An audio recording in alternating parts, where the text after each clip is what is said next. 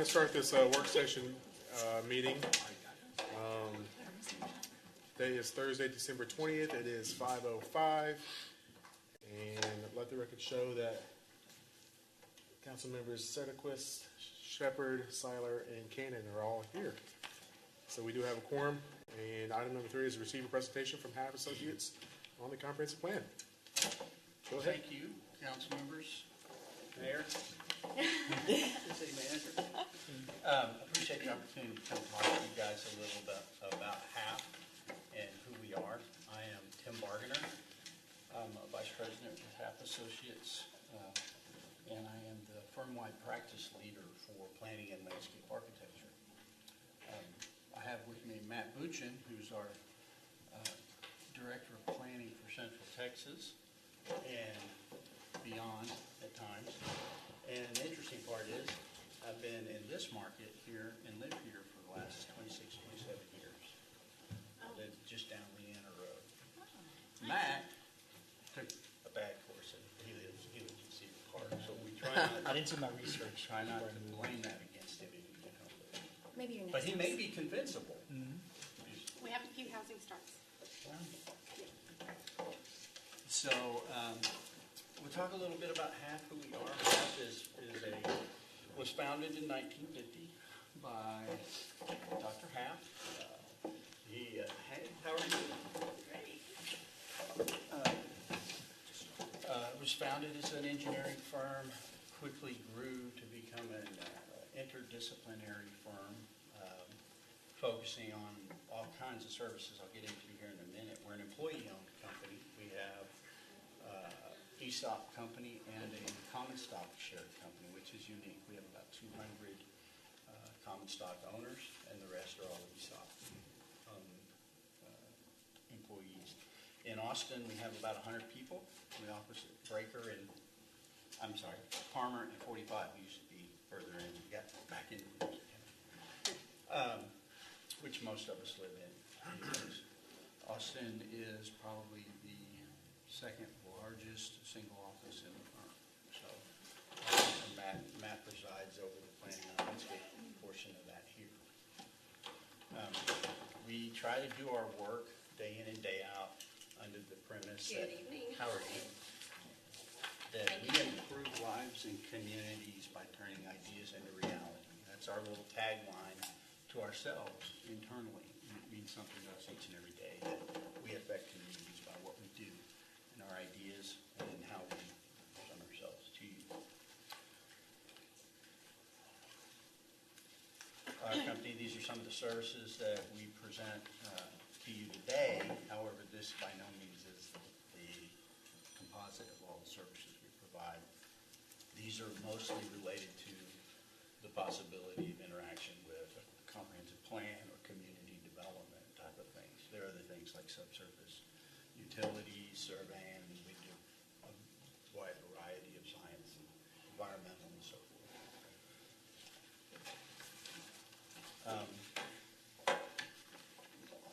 The 4 pillars in which we work as a firm are we respect the legacy that Dr. Halff left for us. He's no longer with us. I think it was 4 or 5 years ago he passed away. He holds numerous patents and inventions, which was always an inspiration for us, right? I mean, we try to get out of the box and think of the issues and be creative problem solvers. He kind of embodied that.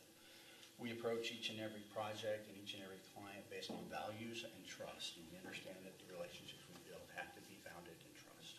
And so we try to conduct ourselves that way each and every day. And we seek balance in all that we do. These are the 4 pillars that we more or less work by. I'm going to let Matt kind of talk to you about our approach related to comprehensive planning and how that might be of interest to you. Thanks, Tim, and thank you all for having us. I just knocked the table over. Tim almost kicked it over earlier. You may not ask us to come back, but we appreciate you all having us to come speak with us about our qualifications, and that's kind of what we were asked to do. We don't have a long presentation. It's just, as I said earlier, it's about 97 slides. We'll have it done by 9 o'clock and ready to go. We cut half of them out. Yeah, we got pizza coming in a little bit. But I don't have a lot of slides. It's really about kind of hitting some high points and then giving you the opportunity to ask us questions about what you may be interested in knowing more about, and about things that you may have questions about how we do things and how it may apply to helping you. So we appreciate that opportunity. But briefly, we're going to hit on 3 topics. We're going to hit on kind of 3 focus areas. The first, as I'll go through in a little bit, is we don't think there's another firm out there that has more local experience and understanding of the context of Leander and Central Texas combined with our depth. And as Tim was saying, I run our planning and landscape architecture group out of the Austin office. That's one of 5 PLA groups that we have in the firm. Out of 100 people in the Austin office, I run a team of 17 focused just on planning and landscape architecture. And that runs from 1 or 2 people that just got out of school with their master's degree, all the way up through, if I exclude Tim, up to 33 years of experience with Jim Carrillo, several of us that have over 20 years of experience. And it goes all the way down through the process. Another person that was intending to be here tonight is Jordan Maddox. He's one of our senior planners who would play a role in this process. He brings about 12 years of experience. Most of his has been working nearby in Georgetown, all the way up through interim director. And unfortunately, he came down with a little bit of a cold, and we didn't want to bring him here and convey that part of the holiday season. Whim. Before I tested the same thing. I was like, we need to tough this out. Tim let him go home. He's the softie. So, local knowledge, local context. The second part is we'll go through is kind of just our basic approach, how we view things with a comprehensive planning process. And the third part is really about that methodology and our real core focus on no matter what we're doing, whether it's high level 30,000-foot comprehensive plan, all the way down through a streetscape project, about how we're focused on implementation. And a plan that sits on the shelf serves you no purpose, and from our standpoint of our credibility and our stature in the business, it doesn't help us out. So as we go through this, I'll try to convey that kind of approach, which I think is very important. And feel free to interrupt anytime. When it comes to comprehensive planning experience, which is kind of what we're here to talk about today, I think one of the key takeaways is that comprehensive plan is the document that's really supposed to set the stage, set the framework for everything that happens in the city. But it's also particularly important to set the stage for all the other things that you're going to do planning and design, whether it's a sub-area plan on water and wastewater, whether it's a downtown plan, or whether it's moving into one of the prime focuses of implementation could be an update to your regulations. Make sure that they are market-driven. Each of that should be guided by the comprehensive plan. Because of that, the comprehensive plan can't be that pie-in-the-sky document that is so high-level that doesn't really speak to how you're supposed to do all these things. Reality. So what's that? Reality. The reality, absolutely. And so what I'm trying to convey here is that we don't just come in and do comprehensive plans. As a firm, as a group, as an Austin office, as a practice, we do almost everything that happens after that, from all your sub-area plans to parks and trails, to streetscapes, to corridors, to writing regulations, to helping you with your capital improvement programs, all the way through, in some cases, working with our private developers in land planning and private development. And as we hit on that later, from our standpoint, that's a key point of understanding, and is that a lot of the things that you're going to see happen and change in Leander is truly going to come from the private sector. And because of that, when you think about what you can do with your capital improvements, you can do streetscapes like you did on Crystal Falls. You can do improvements to your downtown in the right-of-way, and you can put up beautiful parks, and you can do beautiful civic buildings. But when you think of the context of that compared to everything that happens in the city from the private developer, really the true trajectory of change in Leander is going to come from, at least as a visual level, comes from the private sector. So when we approach a comprehensive planning process, we like to make sure we bring that perspective into the process. So we're having those sometimes difficult discussions during the plan. So as you get to the follow-up stuff, you get to the implementation, we've tried to already come to that same page before you get there. And I'm sure you have many examples of getting through a planning process and then you move to something afterwards. Oftentimes it is something related to a code, and a new group of people comes in to start talking about codes, and it falls flat because that discussion didn't happen during the comprehensive planning process. So we try to bring that perspective to make sure we're having a balanced approach all the way through. I'm looking at your graphics here, Yes. and you've got Barney and Bastrop and Round Rock. Did you do their comprehensive plans, all of them? Absolutely. I'm going to show you that right here on this Okay. slide. So when we think of, when I try to convey the depth of experience, everything on this screen has occurred in the last 4 years since, you going to show some things? No, go ahead. Since I've joined the team, since Jim joined the team in the last 4 years. So as you, Williamson and Travis. yep. So as you can see, just in your local area, we've worked on Cedar Park's Parks and Trails plans. We've done park designs. We've worked on corridor plans and park designs and streetscape projects for Austin. We have done Parks and Trails plan for Leander and park designs. If you kind of look around, we did Buta's Parks and Trails plan. We're just finishing up San Marcos Park Master Plan and 2 concept designs.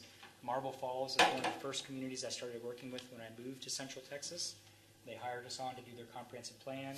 We moved right in after that to do their Parks Master Plan and 2 concept designs, of which one right now they're doing the phase 1, just went to contract to do the redevelopment of their Lakeside Park, interaction with the convention center. We then moved into updating their zoning and subdivision regulations. And as you can see with the depth of experience, all in the last 4 or 5 years from this team, understanding local knowledge and experience, I think is key to make sure that you have a group that not just comes in and does one project and you never see them again or you never want them again. When planners, when we come into a jurisdiction, if we don't do a good job or the right job, we really kind of hurt the rest of the company.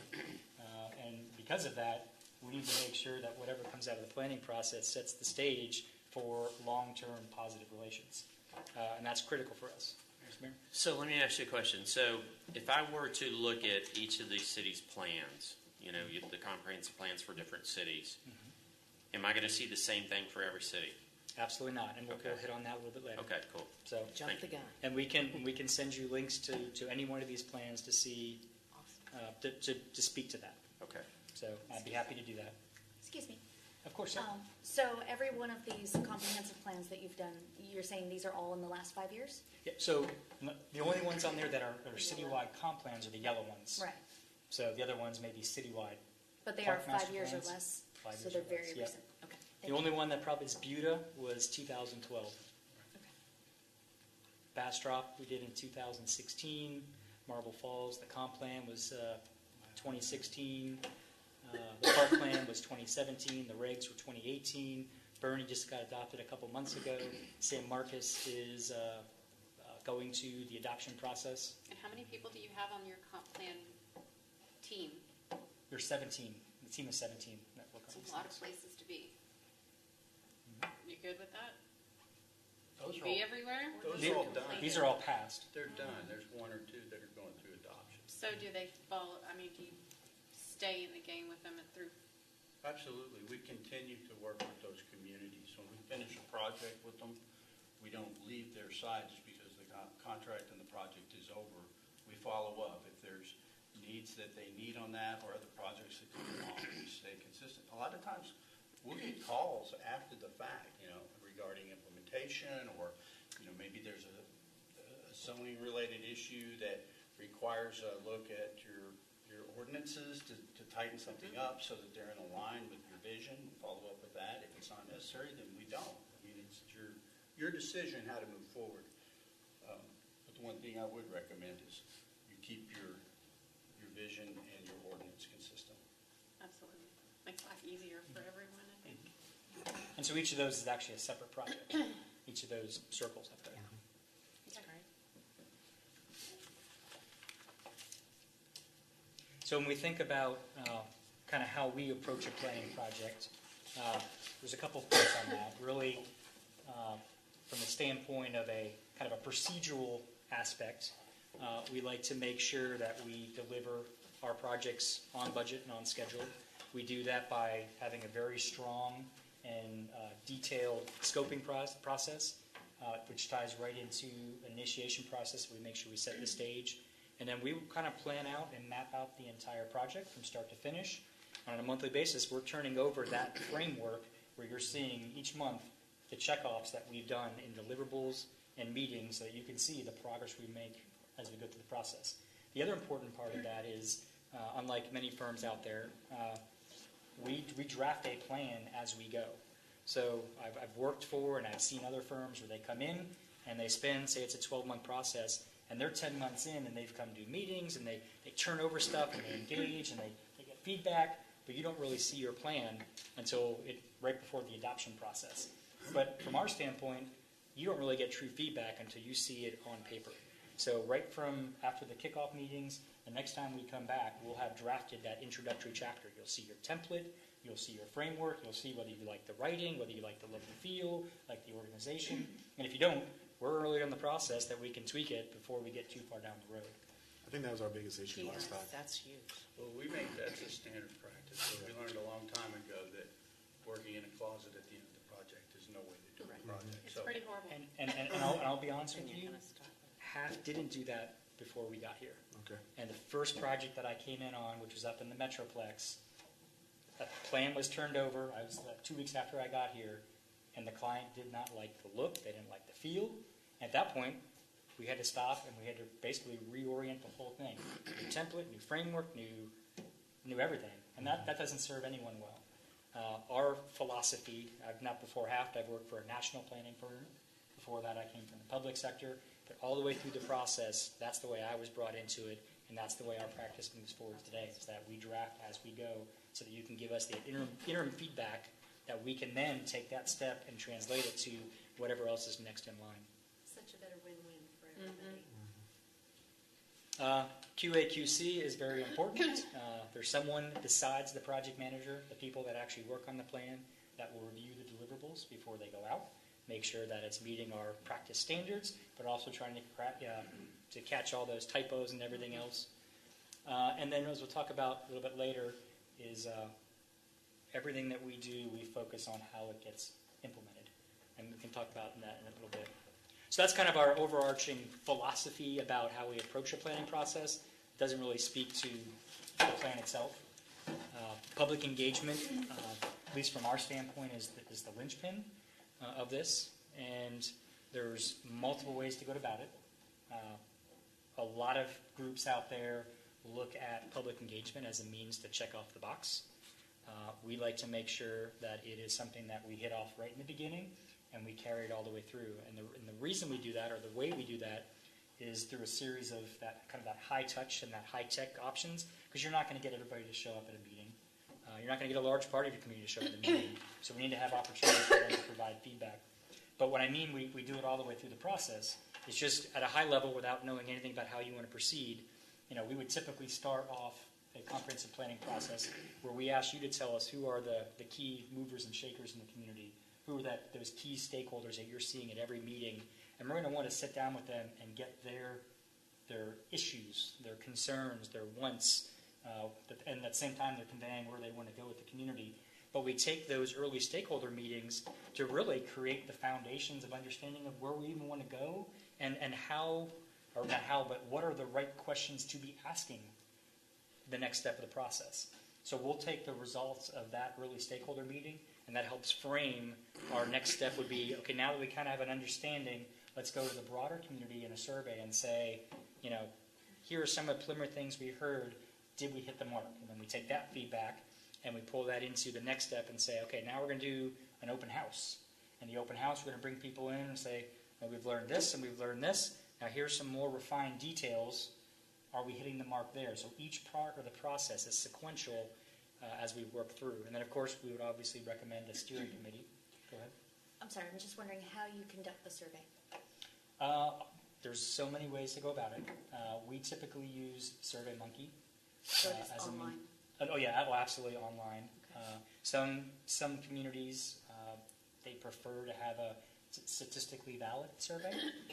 In a city like this, we're talking about 400 responses. So when we think about this day and age of a statistically valid survey, the groups that you would bring to do that, because we don't do that, but we do work with them, they'll target 400 responses. It'll be about $20,000, and when they reach the 400th response, it's over. We'll oftentimes get 1,000 or 2 responses outside of that if we don't do a statistically valid survey. Some jurisdictions like the comfort level of that statistically valid survey. From our standpoint, an online survey is really just one part of an overarching framework of public engagement. There's verification that they are actually Leander citizens on Yes, so, In- so and not in the survey, competing. there's numerous questions we can ask, and we vet the questions through with y'all prior to doing anything. Some, and back up on the statistically valid, some communities want both.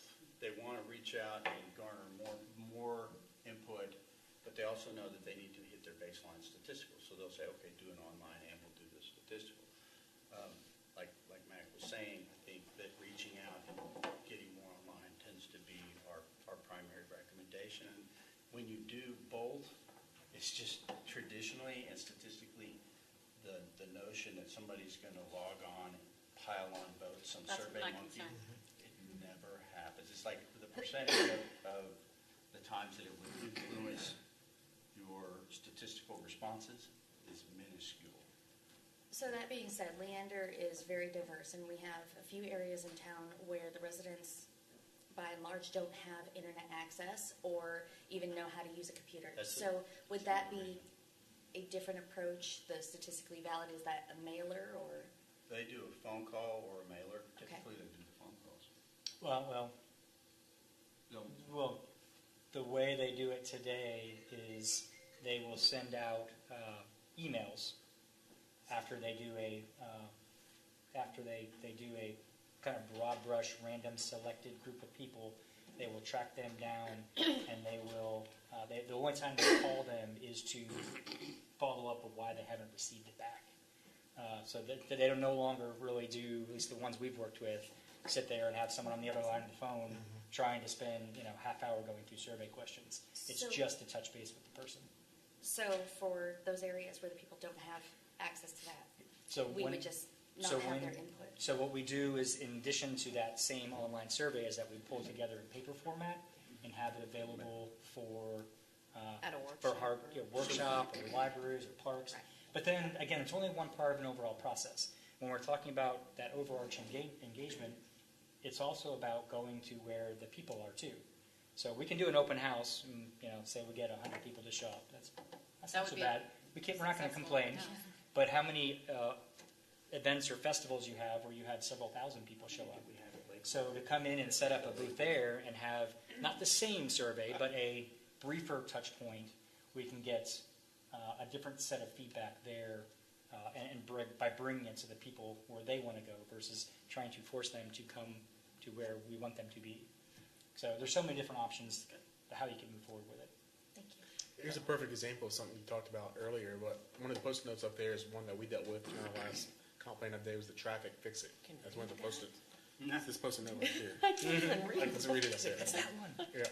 And so that's something that we heard a lot during our last complaint update, and that's where we come up with access management plans and traffic stuff. And then once we do the implementation of it, then we say, okay, wow, that really had an effect on economic development or whatever. And so seeing that implementation, what that's going to look like during the workshop phase would really be beneficial, and what those consequences are, and bringing in developers and other people. So The unintended consequences. Mm-hmm. And I think part of that discussion is, and maybe how we compose the steering committee too, Yeah. and make sure we have full representation. It's not about, Not in a vacuum. we're going to work with, or we'll, if we're so fortunate to, we'll work with you to make a pretty document. But from my standpoint, the pretty document's not where the meat and bones of this is. It's about what this document is helping you do. And again, not even during the process. It's after the process that really makes the difference. We want to have those tough conversations during this process so that you build those champions for the implementation. So and what that's is- where the key is. Sorry. What is your recommendation for the steering committee? To there's so many ways to go about it. I always like to make sure that I have some kind of representation from at least one person from the kind of pertinent comprehensive plan level boards and commissions, someone from council, someone from the EDC, someone from 2 or 3 others. The reason that's important is that there are also going to be groups that will further implement this afterwards during their monthly agendas. So I want to make sure that we are having someone that can bring those issues to the comprehensive plan, but also report back to those boards and commissions with follow-up or get further engagement, whatever it might be. Then you're going to want to make sure that you have some kind of representation from citizens. That's often happens with a council, group of council people picking 1 or 2 people per district to make sure you feel like you have representation, someone that is representing your district or area. And then we like to make sure we have someone that's thinking about economics. So whether it's someone from your EDC, but also someone that represents a local development community that has your best long-term values in mind. Can I ask you really kind of, and I'm looking to make sure I'm not getting ahead, and you're going to answer it anyway, but one of the frustrating things, I think for most of us during the last comprehensive plan process was, here are all these beautiful pictures. Which ones do you like? Whether they're realistic or not. What is your approach? How do you solicit input as opposed to giving examples and letting people say, yes, I like that one or this one, or don't? It's really about the questions you ask. Some cases you may want to do, probably you're talking about a visual preference survey, but I've been involved in processes where that was the process, and it was about just pick a pretty picture. It sets you up to fail. Yeah, so as you would see, and Mayor, as you mentioned, I'll send you links to any one of our plans. You're going to see many plans out there where the recommendation is really embodied in a title. Make your streets pretty. I can't think of anything off the top of my head, but something that it's like a sentence long. If you look at our plans, we had that framework, but then we follow that up with a further information about why it's an action, where it came from, how is it supported, maybe what are the next steps.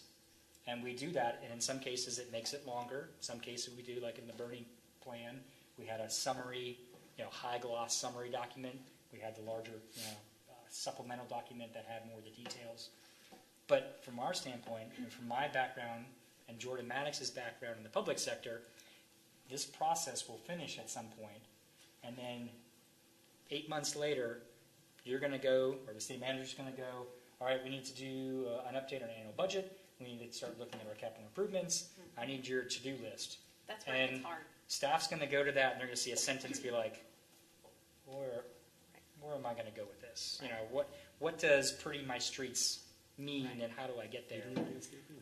Trees in between the sidewalk. So we try to provide that guidance. And because we work with land planners and developers, because we write regulations, because we do further refinements on parks and trails and designs and citywide plans, we take all that information that we have to apply on a much more refined level than the comprehensive plan, and we bring that back into the comprehensive plan so that we're setting the stage for all those action items. And I will touch on that in a little bit.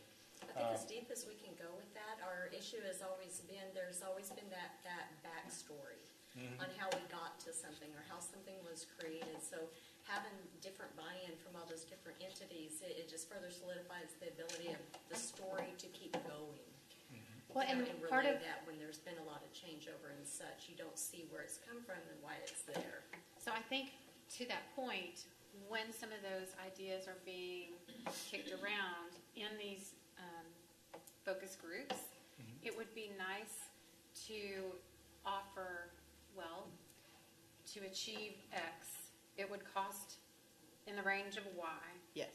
And it would affect these ordinance changes or these streetscapes or whatever, so that people can see the end result. Because I think the reason we get stuck trying to achieve something that's kind of restrictive. The Make Streets Prettier is a perfect example. Yeah. Right. So then we do. Make Streets Prettier. So then Oh, yeah, absolutely. Loosely translated, okay, well, let's put street trees, which translates into a whole lot of headache for builders and a whole lot of arguments back to us. So I think it would be helpful during those discussions to not just say, okay, these are the ideas we like, but let's talk about how that would plan and be executed. And is that really what you want? Or just to weigh those, because, you know, on the flip side of the street tree things, we show beautiful examples of how and where it does work. It looks correctly. good. And it looks good, and it adds so much value to a neighborhood. So I think, just like she said, just kind of balancing the pros and cons of these decisions, you know. Okay, worst case scenario, this could happen. Yeah. You know, it Well, I costs think this much it's- money, and then. But then we end up with a document and a guide book that is truly achievable instead of something that we 2 steps forward, 1 step back, over and over.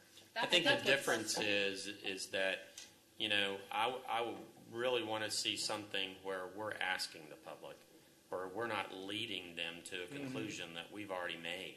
You know, this is, you know, to me, this is not, you know, we've already decided what the plan is. Now let's go sell it.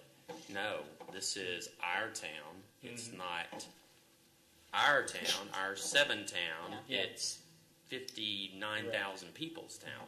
So And which is why we started this conversation about it's about the engagement and not only asking what they want, but really it's about what they're willing to support. So, and you asked about will all these plans look the same? I have preconceived notions of what I think is great planning and great development and what makes a good city. And if I had my way in everything, every one of these plans would look the same. But because you don't really care about what I want, you care about what I know and what I'm able to help guide you through the conversations and bring up those difficult discussions and what I may have learned elsewhere that may be applicable here. And if we're done with the process, I'll learn something from here that I can take elsewhere. But this plan needs to represent where your community wants to go, and it needs to represent what they're willing to support. It's all Right. about the implementation. The economic impact has been the biggest concern for development in our city. So someone has a great idea, improve the streets. Sure, we all want to improve the streets. And then the interpretation of that has far-reaching consequences that Absolutely. we need to make sure. That's why I like So the idea of we- having those conversations during the process. Here's another way to think about it. I mean, so part of the guiding vision that comes out of a comprehensive plan, as we talked about earlier, will feed into what happens on private land, right? But here's where it goes wrong. When we go through a planning process and we have these valuable discussions, every one of you, everyone from the public is going to tell us about what they want in the community, and it always affects somebody else's land. It's about somebody else's land, right? That's right. We want beautiful trees. Right. We want beautiful boulevards. We want the best building materials possible because it's about someone else's property. And someone else's nickel. Soon as we transition to a post-adoption discussion of regulations, guess what happens? Right. The conversation changes, and now it's about Your my project. property. It's about my pocketbook. It's about how you're affecting my business. That's the kind of conversation we want to have during the process, because if we don't have that difficult discussion in the planning process, we're going to get shut down when you go to implement it. I want Well, to our- ask you your experience over steering committees and groups that were assembled, because we're going to discuss that later on tonight. But I'm curious as to what you believe is too large, and also through the process, how many started and how many ended actually still being engaged? The number of people? Yeah, the number That's of a people. really good I question. think last time we had these workshops, and it was the same 30 people that were there at every single public workshop. workshops. Yeah, public workshop. And so getting that community engagement was really difficult. But I'm talking For about the people who actually sign up. who are Right, signing yeah. up, who are going to put on these committees and the commissions, or whether it's the Keeping them engaged. yeah. Well, I'm talking about your experience Yeah. as far as what you've seen through the process. In our ideal world, somewhere between that 12 and 15 person steering committee, if it's correctly composed, is ideal. You get any less, and you're going to have people that don't, not everyone can make it to every meeting, and you start to feel like it's too small. Anything more, and people feel like they don't have enough opportunity for value discussion. So they don't show up anyway. Right. Some will feel disenfranchised Right. because louder voices will take over. Is this I don't something know. where, is this something where you guys would work with the steering committee and engage with them, or how does that work? Is it two separate entities, and then you No, kind of? we would You're the facilitate every facilitator. meeting, yeah. Okay. So, and then the other part is, it's all about how you engage the steering committee. So I've seen many processes where you come in and it's about presenting what you've already done or providing the feedback, and then you say, okay, what's your feedback? No one's going to, by that, you don't really want their opinions on that. So what we like to do is make sure that we are engaging them in some kind of exercise as part of every discussion, and then whatever that exercise is, that's going to feed into the next things they're probably going to see in the deliverable process. So would you start with presenting the last comprehensive plan? Would you hit the highlights of that? Or would you just start without that? It's I up to think you. you would want to see that and then kind of see, okay, guys, what worked and what's not working, what issues are you having, and how It can may we be a deal good with that? idea if we went through and said, I mean, it's fresh, right? I mean, to some degree, we have to acknowledge it's fresh. And there are good bones in there. What are those, right? What is there that you like? There's a lot of good things in there. When you find them, let me know. The continuity, between every 5 years, just to make sure that we're keeping in mind, how did we get here and why are we here? I think that helps a lot. There's definitely fresh data in there. Yeah. Right. And there's also things in your sub-area plans that are pertinent to the citywide level. We just need to bring those in and look at how they interrelate with all the other things going on. Make sure that we're not looking at our sub-area plans as a silo and they're all doing their own thing. They all do have an impact on the city as a whole. This process needs to vet those against each other and do two things. One, synthesize what's still pertinent and applicable and still to do, but then also provide guidance back to the sub-area plan for the next time you go to update it. So it needs to speak to, hey, this is the overarching document now. This is it. Next time you do a Parks and Trails plan, which you're just finishing up, you need to think about these things based on this community-wide vision. Got it. Keep going. Sorry. So that's I want you to interrupt you at any time. It's your meeting, I'm just pushing it. So we got about 10 more minutes. Yeah. Just letting you know. Okay, 87 slides. To go. So these are kind of the things that we're going to experience while we're here. Things that you need to be thinking about, things that really have an impact on where this planning process is going to go and what comes out the other side. To make sure that you have a team that has the depth of experience, that not just in comprehensive planning, but the output of comprehensive planning. You want to make sure that the creativity and innovation is part of this, but not necessarily that it's about the pretty pictures, but about pushing the community to really figure out where you want to go. Just having those tough discussions, but understanding that it's going to be my role and Jordan's role to push you to say, what do you think about this? But then understand when you say, no, that's not Leander, that's X. We want to do this, and making sure that this is carried on. Understanding the comprehensive plan has really two outputs. It has to have predictability, but it also needs to have flexibility, because I can tell you now, in 20 years of doing this, I don't know everything. You don't know everything. You don't? I don't. We need to give you a Except when I'm minute. talking to you. So it has to have it has to have built-in flexibility, and then it has to understand that this is the starting point, and it has to be able to be carried on. Those are kind of the challenges that we'll be working through. And then I've actually just a slide or two. When we think of a comprehensive plan, this is our starting point. Meaning these are the outputs that we know that are going to come out the other side. You're going to have capital projects. You're going to have non-capital projects or operational changes. You're going to have recommendations to change or modify your regulations.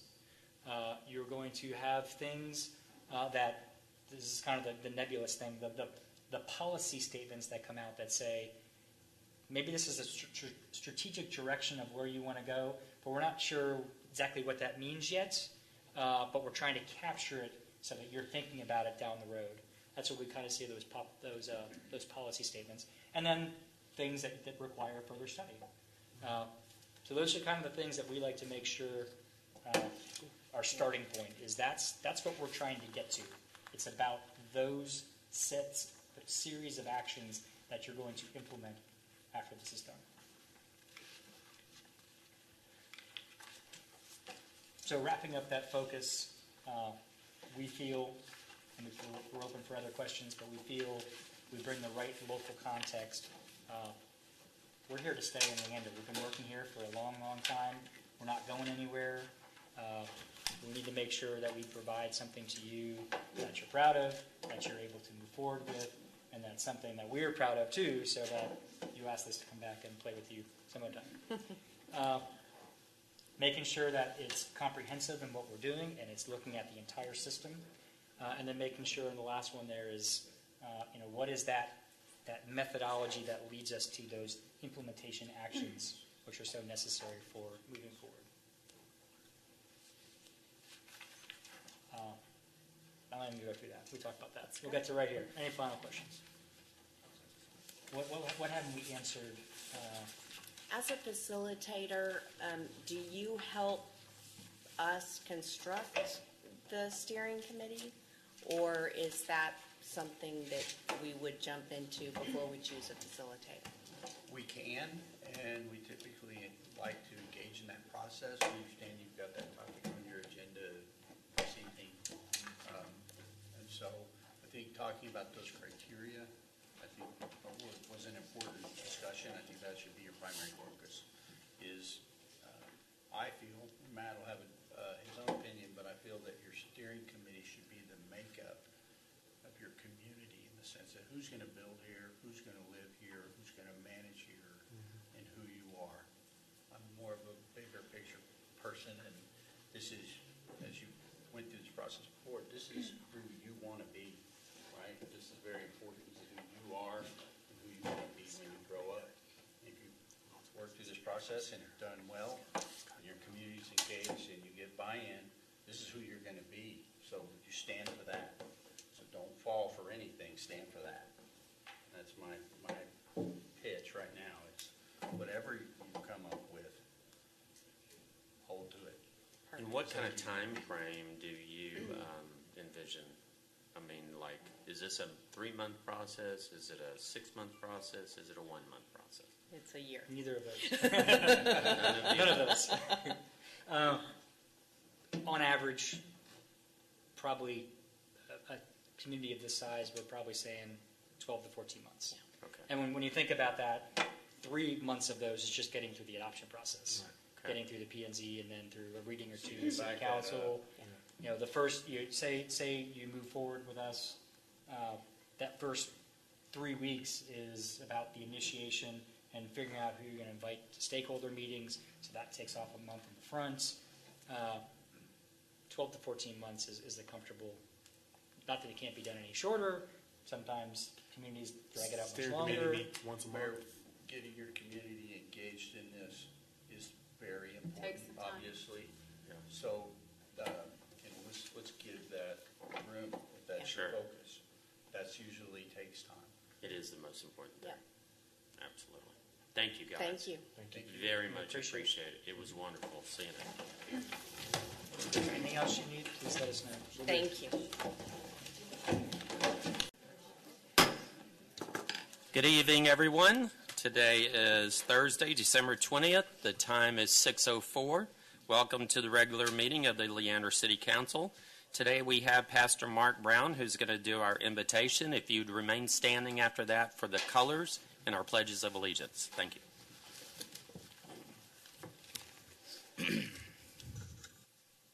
Father, we thank you tonight, God. We give you all the glory. We give you all the honor. We thank you, God, for this city council meeting tonight here in Leander, Father. We invite your presence here, Holy Spirit.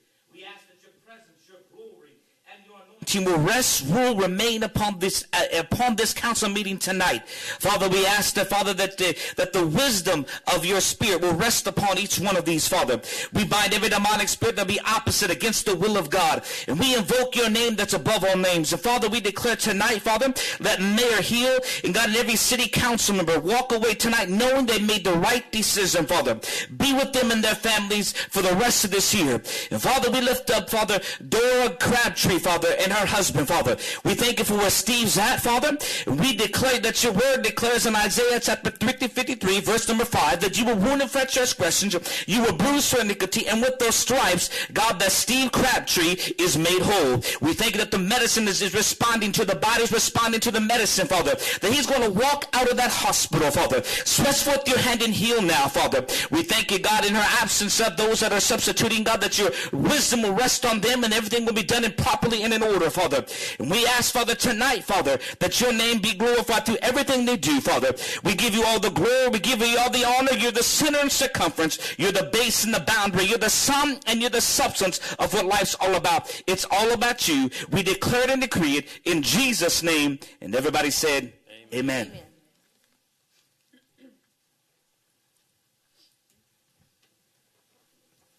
I want to go ahead and introduce Cub Scout Group number 170. They will present our colors for us. Color guard attention. Audience, if you'll please place your hand over your heart. If you're not in uniform, and those that are, go ahead and salute appropriately. Color guard, march.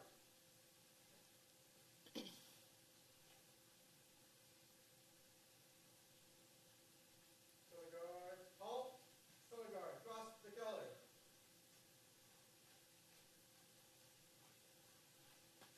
Color guard, halt. Color guard, prepare to post the color. Color guard, post the color. If you'll join us in the Pledge of Allegiance. I pledge allegiance to the flag of the United States of America and to the republic for which it stands, one nation under God, indivisible, with liberty and justice for all. And the Texas flag? Honor the Texas flag. I pledge allegiance to thee, Texas, one state, under God, one and indivisible. Thank you, gentlemen. Thank you, gentlemen. I appreciate it. And thank you, Pastor Mark Brown. Thank you. I had the opportunity, I guess about a month ago, to meet with this Cub Scout group, and just want to thank them for that opportunity. I've known Mr. Herrera for quite a number of years now, and he's a good man, and I appreciate what he's doing to help these young men and women out. Thank you. Appreciate it. Thank you. All right, if we could do the roll call, Ms. Denver. Councilmember Navarrete, Present. Mayor Pro Tem Stevenson, Here. Councilmember Shepherd, Here? Councilmember Sederquist, Here. Councilmember Seiler, Here. Councilmember Cannon, Here. and Mayor Hill. Here.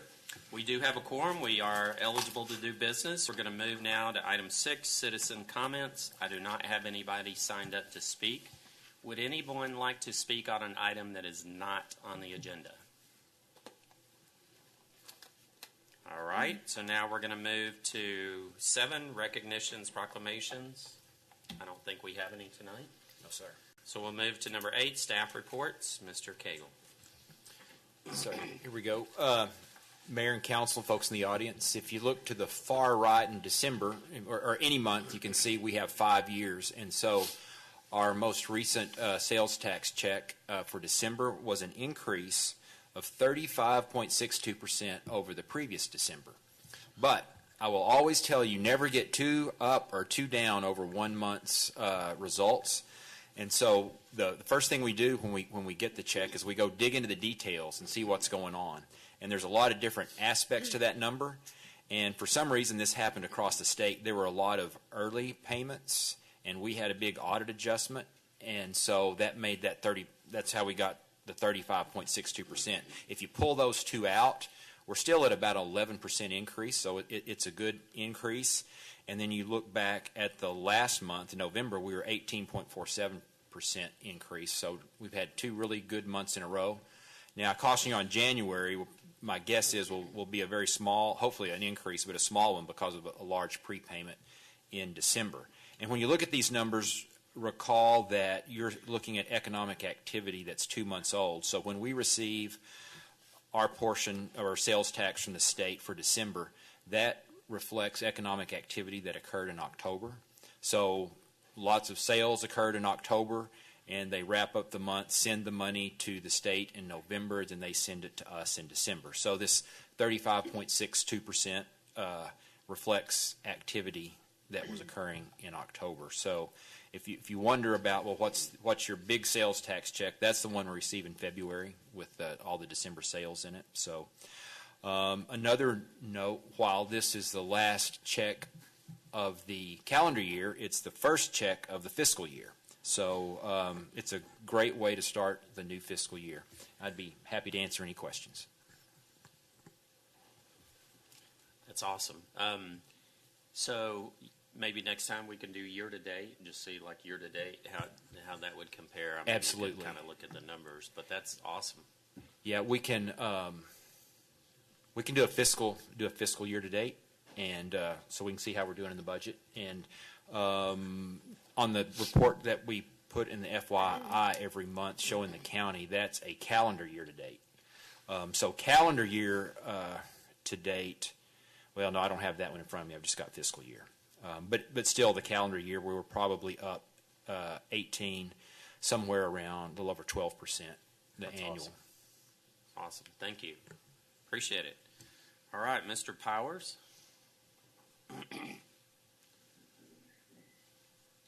That was good news. Don't bring us any bad news, okay? So. I'm so close. I'm not used to this. Thank you, Mr. Mayor, members of the City Council. This is the monthly financial report for the month of November.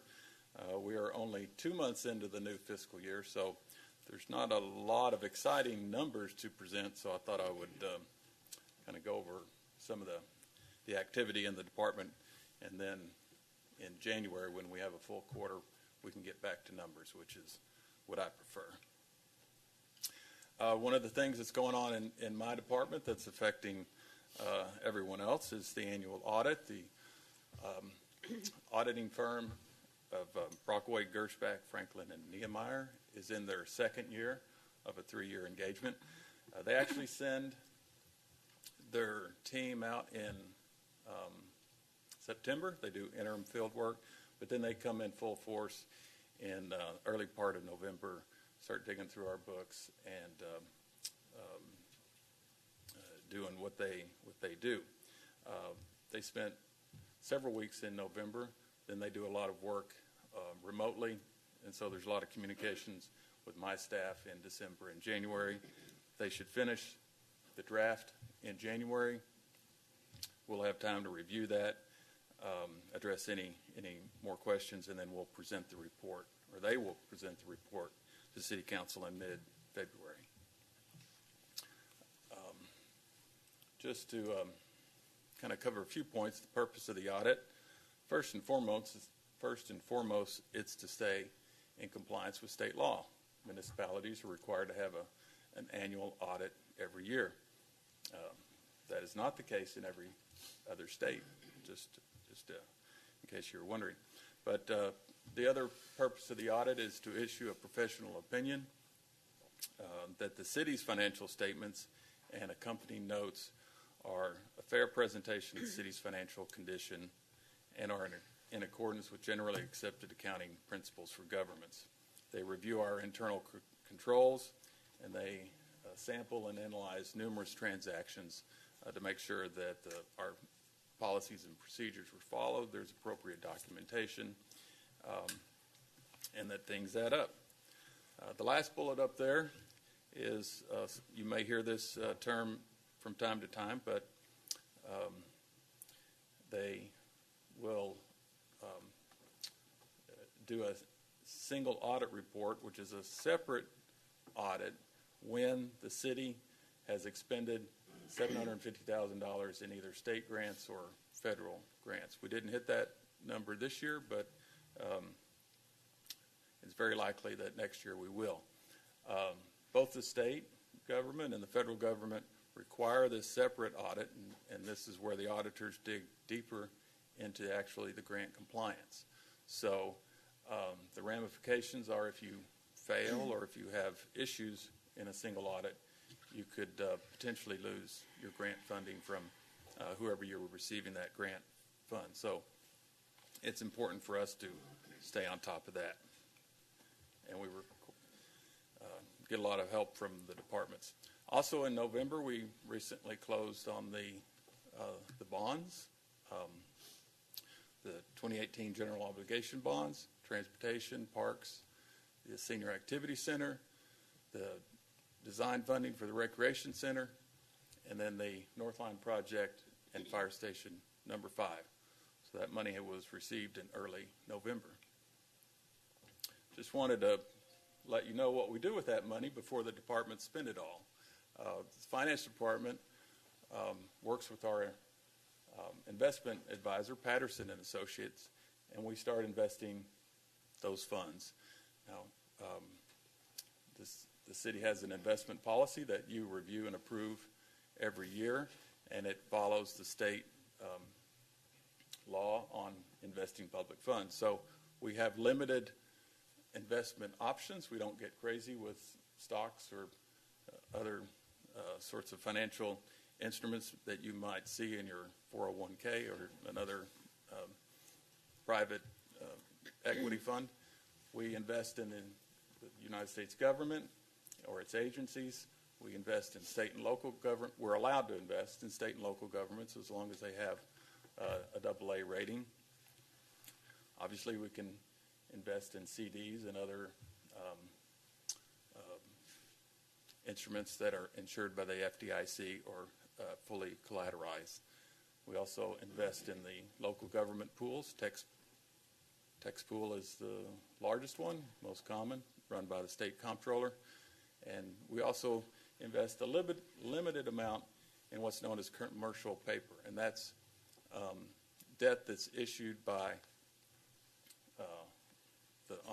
it's corporate debt, and it's backed by the assets of that corporation. So we keep a very small amount, no more than 10%, but at times that produces a good yield. And does it? Because the maturity is such a short period of time. I was wondering if that... Obviously, the shorter maturities have a shorter interest rate, but that plays right into the next point on the slide, which is when we're investing city funds, our first criteria is safety. Second criteria is liquidity. We need to have access to that funds to pay for projects and personnel, so we don't invest too long because we need that money on a predictable basis. Then we get to yield, and then we get to diversification. So we have some securities that go out up to 2 years. That's the longest we can invest. Some will do, 12 to 18 months, 3 to 6 months. So we try to ladder it out and spread it through the various maturities so that we balance liquidity and yield at the same time. We don't do this ourselves. We have an investment advisor working with our broker dealers, and they present us with recommendations, and we say yay or nay, and then they execute the trade. In the purchasing side of the department, a couple of RFQs and bids are out or in the works. The traffic access management consultant, the responses were due last week. I was out a couple of days last week, and Joy was out today, so I don't know the number of responses, but that closed last week. Several things are out with responses due in early January. The little note at the bottom is that just want to point out that when staff issues a solicitation, there's a lot of work that goes into working with the department and getting it prepared and then issued. But once it's brought to City Council and awarded, that's obviously not the end of things. Often there's work to get all the contracts executed. And in the case of the citywide fleet program, the purchasing staff has a lot more follow-up with getting those vehicles ready to be delivered into the departments. They have to be outfitted with lights, radios, graphics. They have to have tags and titles. So there's a lot of work even after the project comes to the City Council. Obviously, you know that the Texas legislature will meet in January for their biennial session.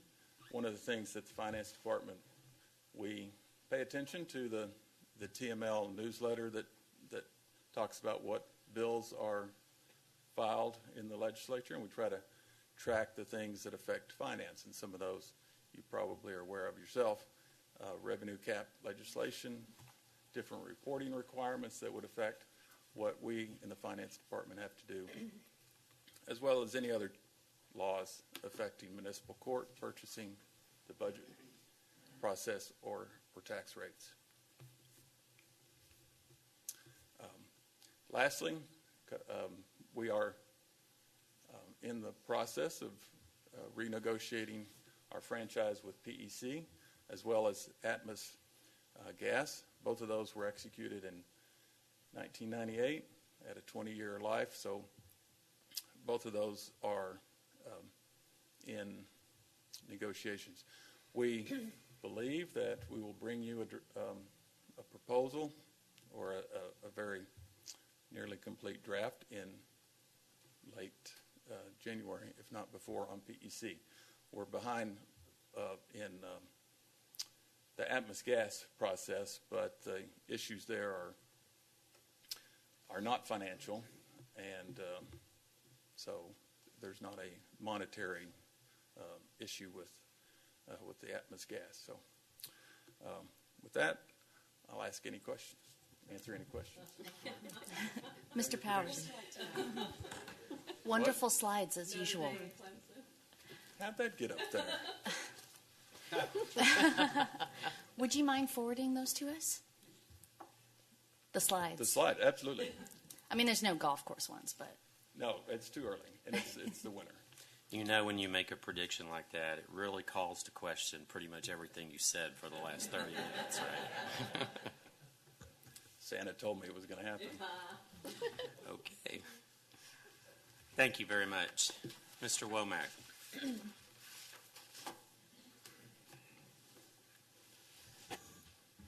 Good evening, Mayor and Council. I think I can continue the good news. If you look at this slide, you'll see that the lakes are full. Combined storage is nearly at a maximum. Beginning in the middle of the slide, you'll see that this forecast projects combined storage 6 months into the future. To the left of that yellow is 1 year into the past. A year ago, we had, LCRA had a combined storage of 1.7 million acre feet in December 2017, and that was pretty constant until May. 5 months down the road, then you see it started. You see that steady decline. Here's May, and it starts to decline, and then in the summer, it's pretty dry. But then September came, and everything changed, and everything changed again in October, even more rapidly. So you'll see here that storage was that was a significant record. I believe that was the 5th highest water surface elevation for Lake Travis ever. The inflows were 997% of the historical average. And then LCRA was able to release in a controlled manner. And the inflows for November of this year were still very good. They were, let's see, I had it written down here and just lost my train of thought. They were, let's see, over 100%. I think it was 165% of the historic monthly average. And these are the Leander numbers. If you look at this is a pretty typical November. You'll see our flows are actually, if you look at the middle of this chart right here, peak day was actually, for November 2018, was 12 million gallons less than the previous November, 167 versus 179 and change for last November. Our peak day was actually more, nearly just a tick under 8 million gallons versus 6.77 for the previous November. You'll see the daily trends here. You'll see the 7.99 in late November. And then I added, this is actually August of 2018. That shows the difference between our highest month versus one of our lowest. November's not the lowest month generally, but it's probably one of the third or fourth lowest, generally speaking. Our connections, we continue to add connections at a steady pace, both total connections, which are the dark blue, and then the lighter blue are single family. For November of this year, we had 17,975 total connections. That's 140 more than last month, and over 14,000, nearly 15,000, 1,471 more than the previous November. Same trend for single family as well. But if you look at these trend lines, I actually think it looks like the total connections are increasing at a higher pace than the single family. So there's more development or connections other than single family. And these are the monthly trends. You'll see the combined storage are the solid lines. The orange, that's combined Sandy Creek and the BCRUA plant. This is the Sandy Creek combined storage, 12-month rolling averages, and then light blue is BCRUA. And then the ones you see the monthly fluctuations, that's the monthly flows. You'll see that's the combined monthly water use back in August, and then November is down here on the end. And although these colors are always the same, we'll call that orange right there Clemson orange, and that blue right there would be Notre Dame blue. I'd be happy to answer any questions you may have. Thank you very much. I had a quick question. How many MDGs are we currently using? Million gallons a day? Yeah. Let's see, the average for last month, I don't have this month's, but it was... Just our average. Yeah, I didn't mention that. 5.57. Oop, wrong button. Sorry about that.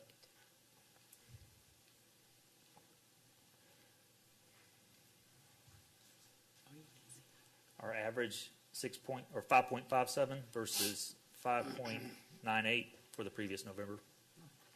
And that's with how many total connections? About? This November it was 17,975 total. Yeah, okay. Versus 1,400 less last November, nearly 1,500. Perfect, thank you. Mm-hmm. On the chart that shows the total water connections and the single-family water connections with the two shades of blue, on the total water connections, is that business and multifamily? Yes, that's total connections. That's business, or commercial, multifamily, single family. It's everything. Is there a way to break that down to see how many of those new connections are multifamily versus commercial? Yes. Would you mind sending that to us? Not a problem. Thank you very much.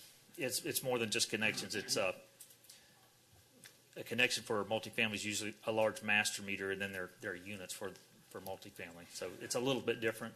So do we get the data for those smaller units, or we just get the one? Yes, we can do that. I think actually planning updates that about every 6 months, I think. Okay. So not a problem. Pat, just to be clear, I think the question is in everything other than single family. What the Yes, it the is. detail. Yes, it is. It's institutional, commercial. Well, the difference is Yes. Yeah. it's not really a good correlation to one apartment with 1,000 units could have one connection though. Right. What I'd like to see is the percentage increase on each one to kind of gauge how much growth we have Okay, in sure. each of the sectors. Thank you. Thank you, Mr. Womack. I really appreciate the work you guys put in, the department heads, to these reports. I think they're really good for everyone. Thank you. All right, now we move to our consent agenda. This is an action item. I'll motion to approve. A second? I actually have some objection to number 11 and 13. I was looking at it. It's similar to the other pour that's been happening on Hero Way West with back up to some residences, and they want to start at 2 a.m. And I know in the other cases, we pushed them back to 4 a.m. so that the families wouldn't get disturbed in the middle of the week, the work week. And then I think we also, on top of that, had them, instead of using the backup beeping sound, they had that air. I would actually like to do that for 11 and 13, because number 12 is along 183, and they're not near going to be So disturbing the would you residents. like to make a motion and move these to the regular agenda? Yes, I would like to make that Okay. motion to move the 11 and 13. Okay, I'll revise my motion for approval to items number 9, 10, and 12. And my second. Would reflect As that well. change? Absolutely.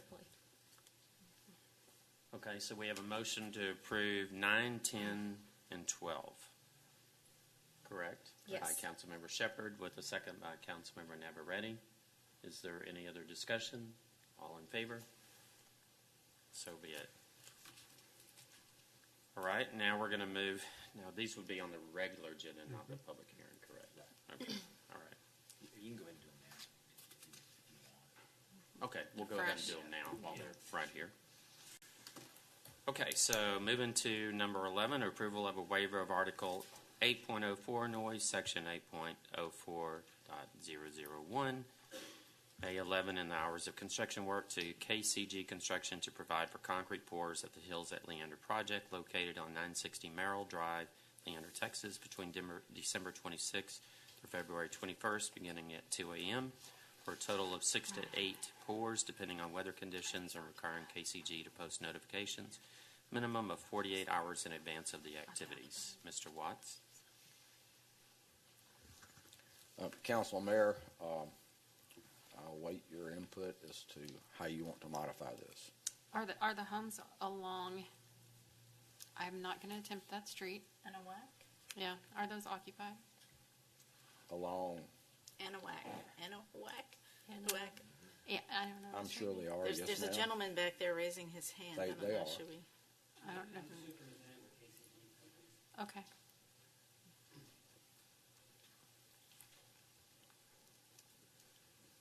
This is the applicant.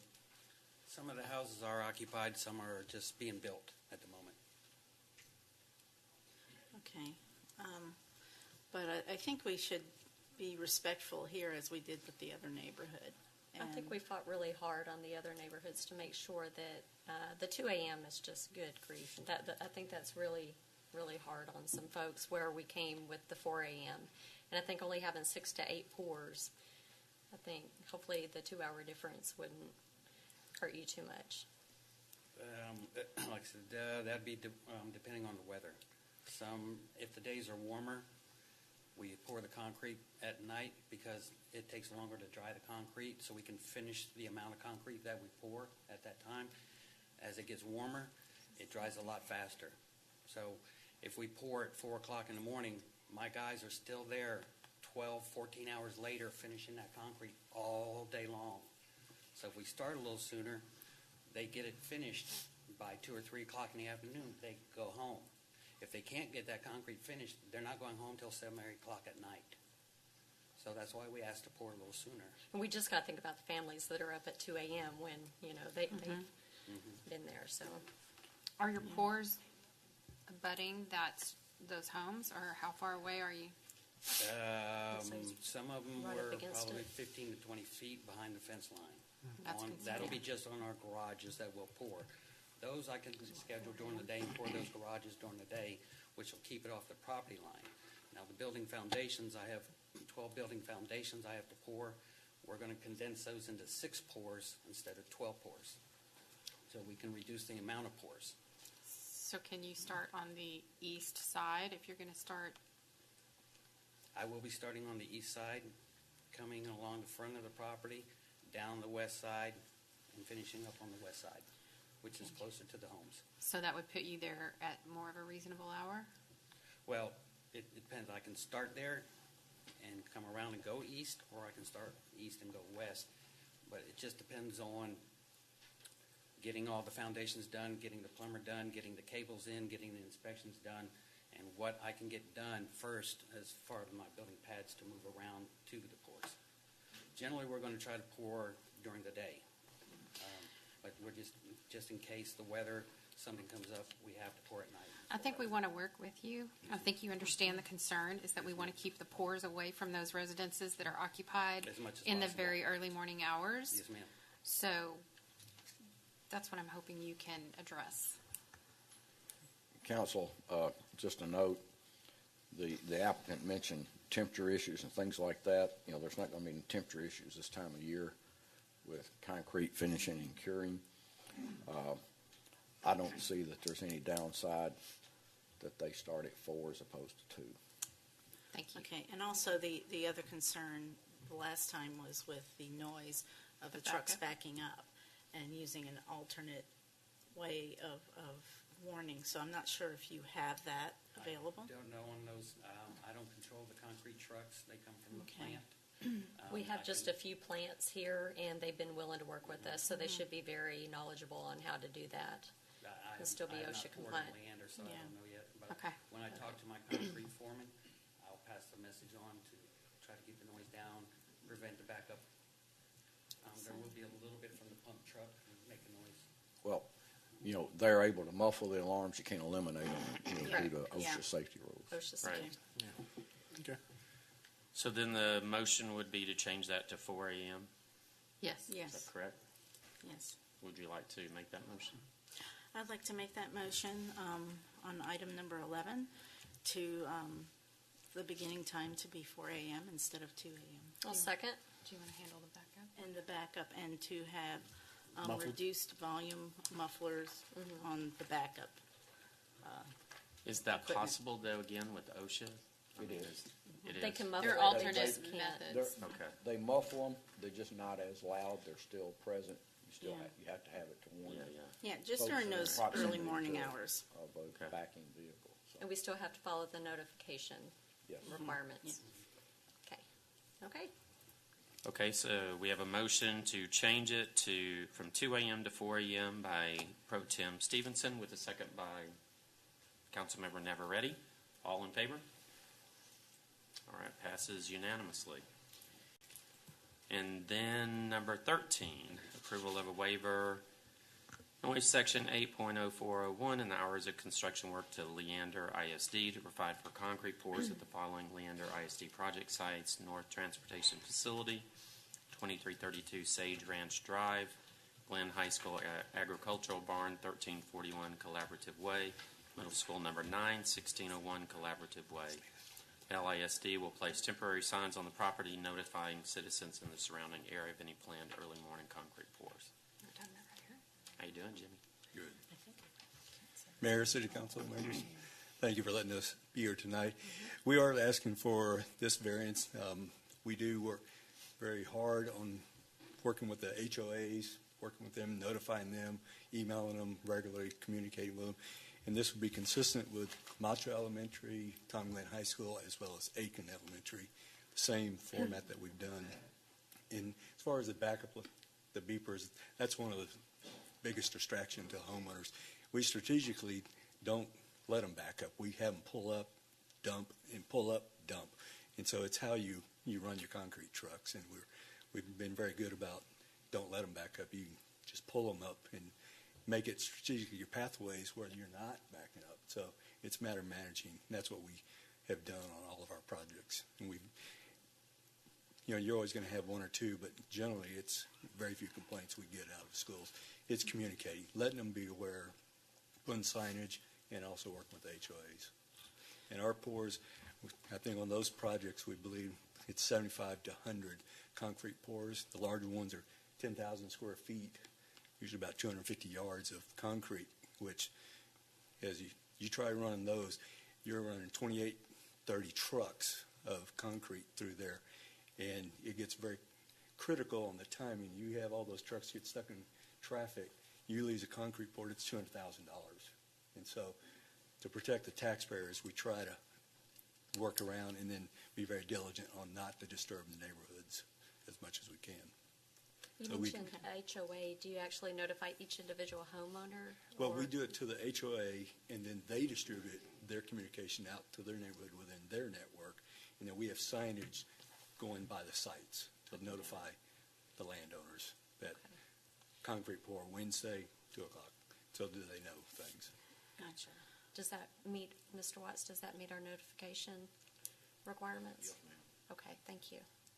Okay, and with this particular site here, so you're going to be pouring for both the agricultural barn Yeah, it's all one site. and transportation facility and the middle school all together, so you're going to be doing The that all. middle school is on the east side of the Okay. property, and the other two And how properties. far away are those going to be from the back line of The transportation and ag facility, the property there is a drainage area and then also a parkland strip between there. So, I mean, total is 600 feet, 50, it's It's somewhere- 600 feet from the homes then?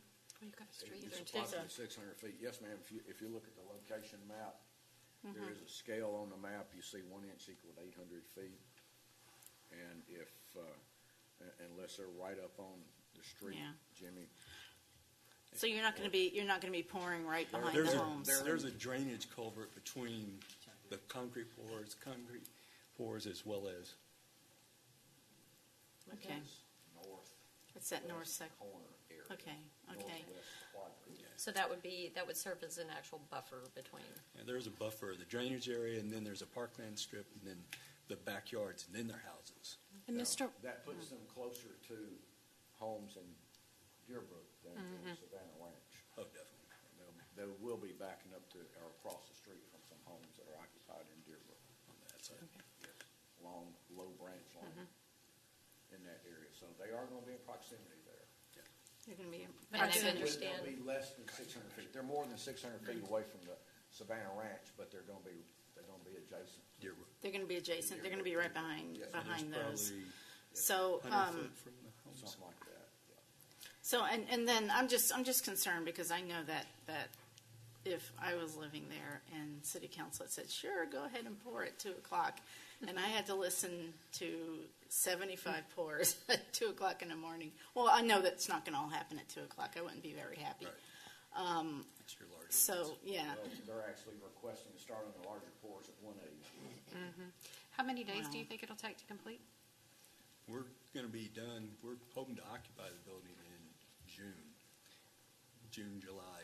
And so all the big pours are, I think there's 35 to 50 at the ag facility. I think where this one It's, differs, December through April on the ag barn, and January through March on the middle school. I think where this one differs is just the huge scope of the pours themselves. And as Mr. Disser stated, it has to cure all together, and it's such a gargantuan pour that, time is of the essence to get them all in there and at one time. So I think if there was ever a case to try and get it done at once, I think this would be it. It's very consistent with the last 3 schools we've done in the city. Yeah, and so with this big, huge pour, are you planning on doing the pours that are further away at the beginning? And then, Well, I mean, how's that going to be? Because on the transportation, it's basically all concrete, because we don't do asphalt, we do concrete, which is The whole environmentally thing. better, So everything. it's one solid paper. Yeah, and you do multiple pours, but Yes. the building pad will go probably first, just because building has to go up. And the building pad would be one solid pour, right? Yeah. Okay. I- Several trucks, but one. Oh, definitely. Yeah, at once, It's a right. 15,000 square foot building. Okay. Something I think we should keep in mind on this is with Glenn High School being right there and how small Collaborative Way is and how much it backs up. I think the more we can do when there aren't student drivers on that road, the better. Absolutely. Yeah. Good I point. agree. But, get as much done. And they need the trucks to get there and not have to fight traffic. Well, and that's, you get in traffic, that's not good. Yeah, like you No. said, a $200,000 repour. Yeah. Mr. Kidd. Jim, one thought that might help. So when you did Glenn, obviously it was a lot of pours, but Savannah Ranch is right there, so you were pouring right next to. Did you have any issues or complaints? Very few, one or two. You always Yeah, have somebody. sure. But you work with them as much as you can, and we just try to communicate. That's what we found is if you don't communicate, they get very upset. And so put the signage up, get the HOAs involved, because that's usually the best means to get out to the neighborhoods. Is And I like it that you said that you try not to do that backing up. No, and- that beeping is Very it's an Yeah. alarm clock. That is. I That think is based it's on very the dynamics of this one, I'm going to motion to approve. I'll second. We'll both I think free Grizzlies tickets would probably make them feel a lot better, but, that's They just give an us idea. those. No, I meant for the people affected. Oh, now. See what you can do. All right, we have a motion to grant the waiver by Councilmember Navarrete with a second by Councilmember Cannon, I believe. All in favor? All right, passes unanimously. Thank you. Thank you. Thank you, Appreciate Mr. it. Disler. All right, we're going to move to our public hearing. These are action items. Number 14, conduct a public hearing regarding zoning case 18-Z-028 and subdivision case 18-CP-012 to amend the Devine Lake planned unit development with the following base zoning districts: SFU-2-A, single-family urban, SFC-2-A, single-family compact, SFL-3-A, single-family limited, GC-2-A, general commercial, and LC-2-A, local commercial, and to adopt the Devine Lake Concept Plan on 3 parcels of land, approximately 202.79 acres in size, more particularly described by Williamson Central Appraisal District parcels R031689, R472771, and R502970, generally located to the southwest of the intersection of San Gabriel Parkway and Bagdad Road, Leander, Williamson County, Texas. Ms. Griffin? This is a public hearing for the property located to the southwest of the intersection of Bagdad Road and the future extension of San Gabriel. The City Council approved the original request for this planned unit development and concept plan on April 21st, 2016, and now the applicant is proposing some changes to the plan.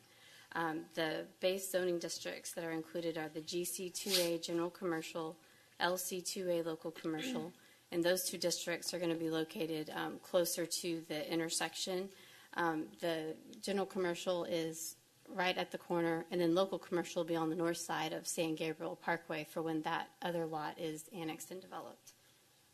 The SFL 3A single family limited, SFC 2A single family compact, and SFU 2A single family urban will make up the rest of the project. The applicant is requesting to change the site component for the SFL lots. The original request included the type 2 site component, and they're proposing type 3. This change would allow for accessory dwellings on the property. They're proposing to modify the requirements for the SFL, SFC, and SFU lots to provide the option to either provide an alley or incorporate a detached garage product. The previous PUD required alleys for the SFL product. They're also proposing to allow for a cementous fiber planking to qualify as masonry for the SFL lots, and the image up on the screen shows the proposed design for the homes. This modification also included changing the setbacks to allow for 0 lot line development, updating the open space from 107 to 99 acres, and providing the 10-foot wide concrete trail along San Gabriel Parkway. The previous plan showed the trail stopping at this arrow, and they're proposing to continue it all along San Gabriel Parkway. Staff did recommend approval of the amendment to the PUD and the concept plan, and the Planning and Zoning Commission also recommended to approve it at their December 13th meeting. I'll be glad to answer questions after the public hearing, and the applicant's also available for any questions. All right, thank you. So the public hearing is now open. Anyone wishing to speak, come forward when your name is called and state your name and address for the record. I do not have any signed up to speak. Would anybody like to speak on this item? Would anybody like to speak on this item? All right, so now we're going to close the public hearing, and we're going to move to discuss and consider action on amending the aforementioned Devine Lake Plan Unit Development. I'll motion to approve. I'll second. Oh, y'all racing down there? We have a motion to approve by Councilmember Seiler with a second by Councilmember There's a Sedgwick. basketball game on, so I'm trying to move this. Well, maybe we really need to talk about this for a while. I did have a question, Ms. Griffin. Yeah. As far as the rental components of the accessory dwellings, is that a change from what we approved before? So the previous approval had the type 2 site component that would not allow for the accessory dwellings, which would be like a rental apartment above a garage. So this change would allow for that component. That millennial flat we talked about, instead of a granny flat, a millennial flat. To rent out, though? I Well, mean, is you that- don't have to rent it. Yeah, it's going to. Does it allow for rentals, though? We don't restrict rental through zoning. Right. Like the ownership isn't part of the zoning. Okay. You could also hide from your kids in there. I'm just saying. I have a concern about the zero lot line. Is there a reason that's needed? Because my cousin lives in a neighborhood with zero lot lines, and she says she probably wouldn't do that again because of the problems accessing the home. If the owner who owns the lot that you're zeroing up to doesn't allow you access onto their lot to fix anything on the backside, that presents some problems, and I'm wondering why. Why is this I think it would request? just be like a common fence. Well, I think the intent is to allow for more of a side area. So they have a 5-foot setback on either side. So if you make it a zero lot line, that gives you a 10-foot space along the side of the property. Okay. But, the applicant maybe can answer. Mayor, Council, Mark Baker with SEC Planning. The intent for the product, for the zero lot line, is really just for the garages in the back. And so the intent is that two garages on adjacent lots would share a wall, not the actual primary structure. Just the garage. Yes. Just the garage. And they would have to have Is that specified in here? 'Cause, okay. Yes. And they would have to have a firewall between, So in they that would be common connected. wall. Gotcha. Okay, so there's no maintenance. Yeah. And I'm sorry, there is a fence. Sorry, there is a fence all the way around, isn't there? Yes. Okay, thank you. Mr. Baker, in regards to the rental component, so the HOAs, like I know my HOA, you cannot sublease or you can't have an accessory unit that's rented or something. Is that still going to be controlled by the HOA, or does that? It will be.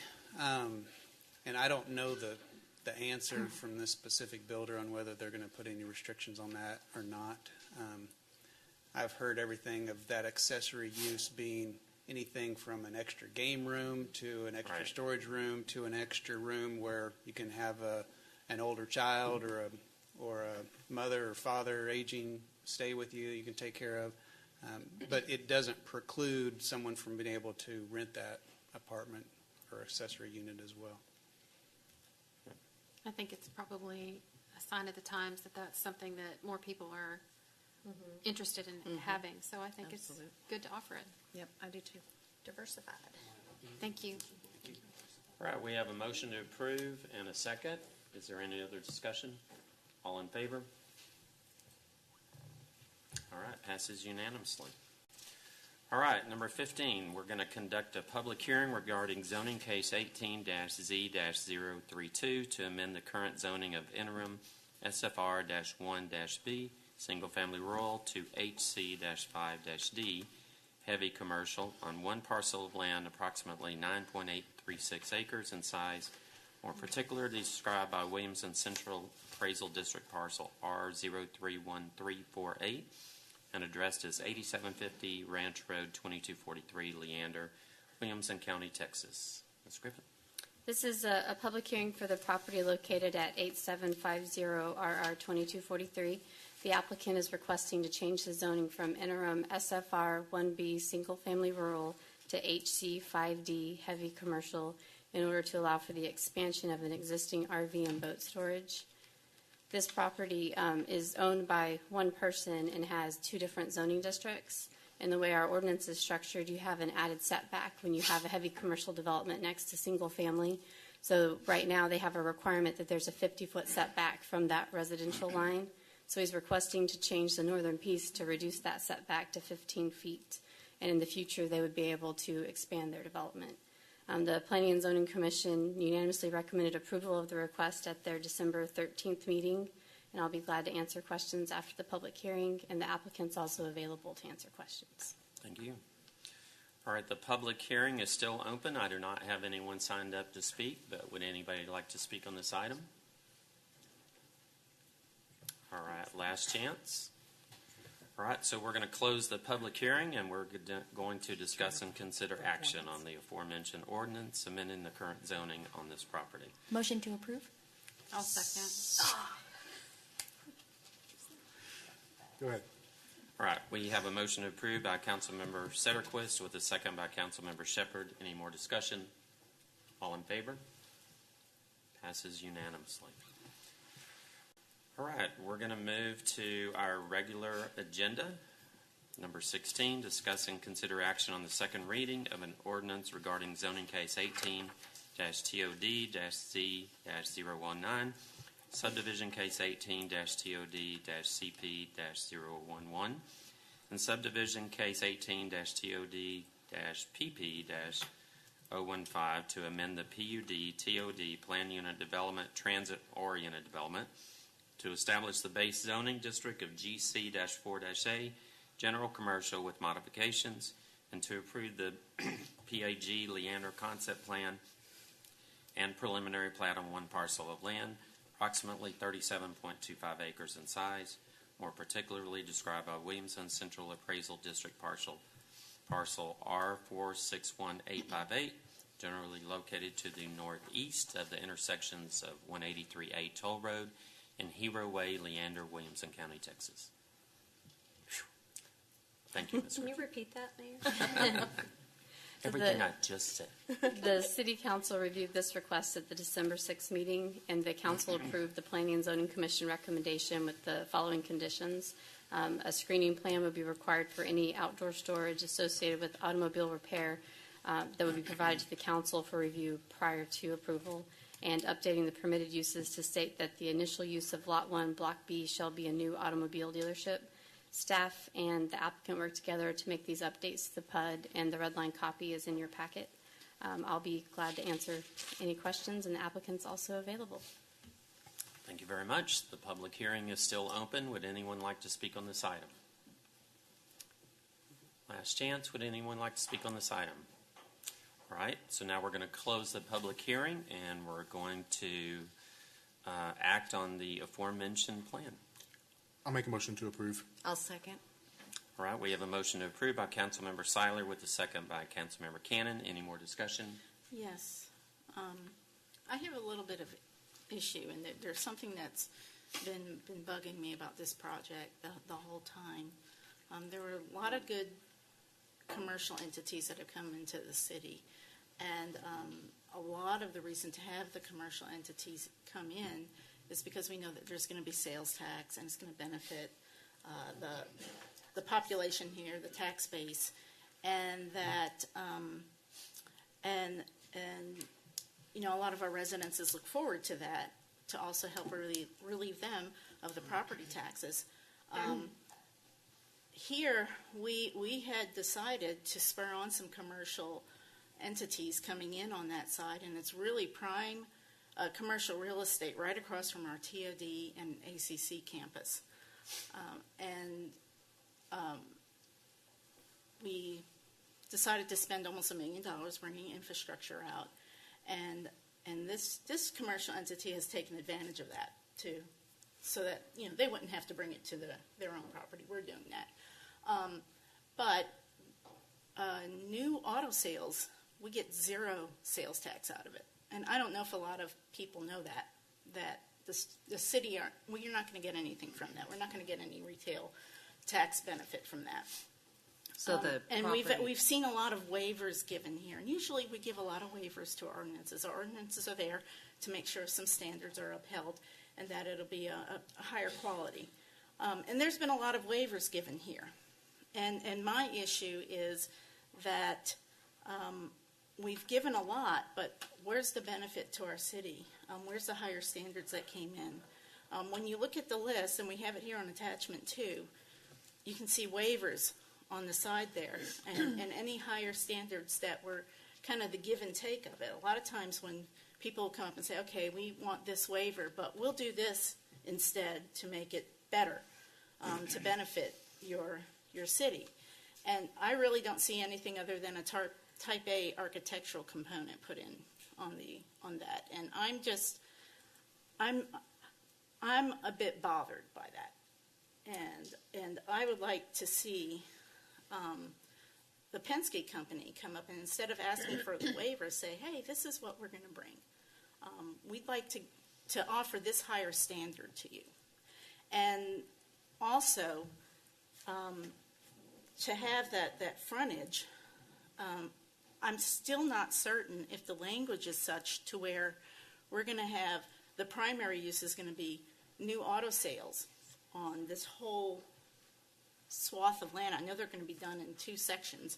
You're going to have the new auto place more to the south, and then the other one's proposed to be a body shop and a repair shop. And that's all I heard, is that that's what that's going to be, and that's what the goal was, and that's my understanding of it. And if it's not, I'd like you to come up and let me know that. But we wanted it to be new sales, and have that as the primary purpose. And I'm still not convinced that that second part of it that's going to be the primary retail establishment there. The first phase will be new car dealership, Honda. Okay. And the design has been a Honda design. In other words, Penske does not tell Honda how to run its business. Mm-hmm. Okay. And we are trying to do everything we can to match up with your ordinances and meet the requirements of Honda. The second phase of this project, we hope, will be another new car dealership. We do not know that. It could be a collision center, and if it is, we worked out with staff as we discussed at council last week, beg pardon, 2 weeks ago, that we would come in with a screening plan. If that was the case, that this council would be able to review and approve before we did that. Mm-hmm. But we do. Well, we do and then not you know also now. asked for a waiver on putting up the fence. No, ma'am, we did usually not. require a masonry wall too. We did not. We Where- did not I remember request that. Did they? Where would did the they- masonry wall go? Along the property line there, wouldn't it? Because Or has it that been backs up to wavered commercial. also? Is that a part of the waivers? It that- was designated. Robert, would you speak the Sorry. You mean where the road was supposed to go? What happened was we're saying it's not residential, so that That would it's not remove required. it. But the other thing to look at is that purple line to the north, that's conventional development sector, so it's Mhm. not technically single family. So if single family came in before they developed, Then it would then be they'd have to do a required. wall. But the way it's structured, it's Okay. saying those properties would not be considered residential for the purposes of Okay. those sections. Okay. And I think I misunderstood your question. Thank you. Okay. Mr. Bright, could I ask you a question? Phase 1, how much property value are you going to be adding Our to the tax roll? expectation is we will have invested approximately $15 million in the land and in the improvements. And we made a rough estimate of somewhere between $250,000 and $300,000 in ad valorem tax annually off of that tax base. And that's just phase 1, building 1? Yes, ma'am. And so, and then building 2 from... Could be if we are lucky enough to get another point distributorship, could be double that. And I just wanted to say, on my drive from Louisiana last week, I don't know where I was, but it was across from a Buc-ee's between Louisiana and Texas. All of a sudden, I saw a Honda dealership with the same exact layout that they've proposed, and it was beautiful.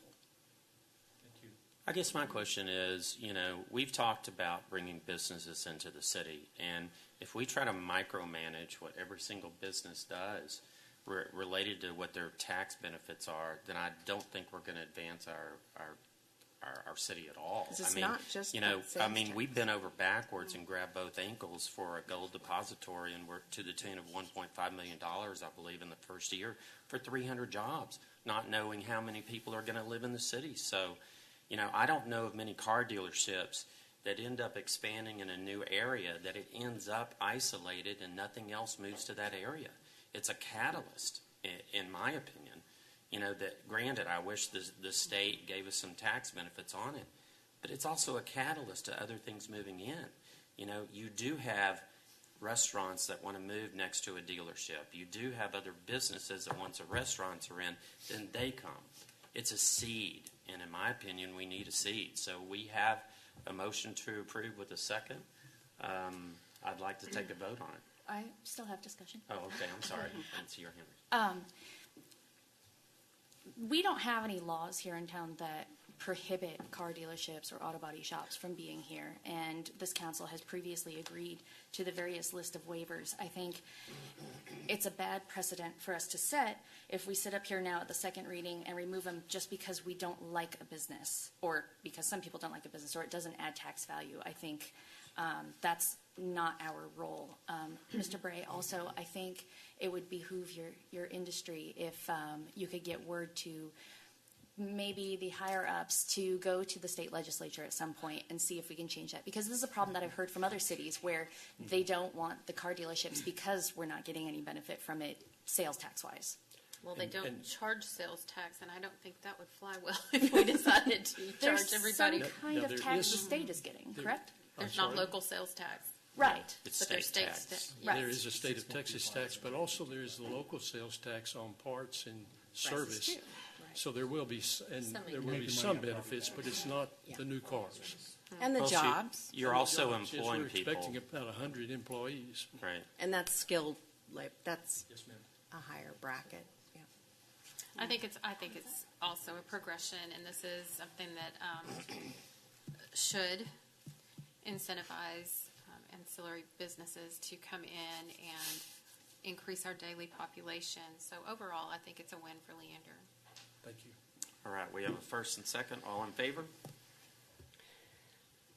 All right, motion passes unanimously. Thank you, sir. Absolutely. All right, number 17, discuss and consider action on the annual appointment of the Tax Increment Reinvestment Zone, TIRZ number 1 board chair for a term from January 1st, 2019 through December 31st, 2019.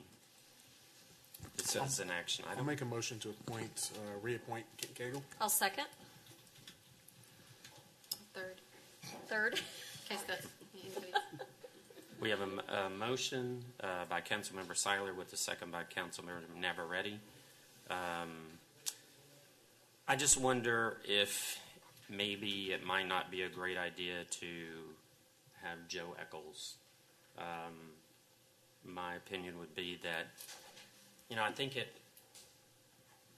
with all due respect, I think having the city manager on the TIRZ board, I think in this last round of Northline discussions, that the way it ended up when you have the city as the applicant and the city as one of the deciding votes, that is an inherent conflict.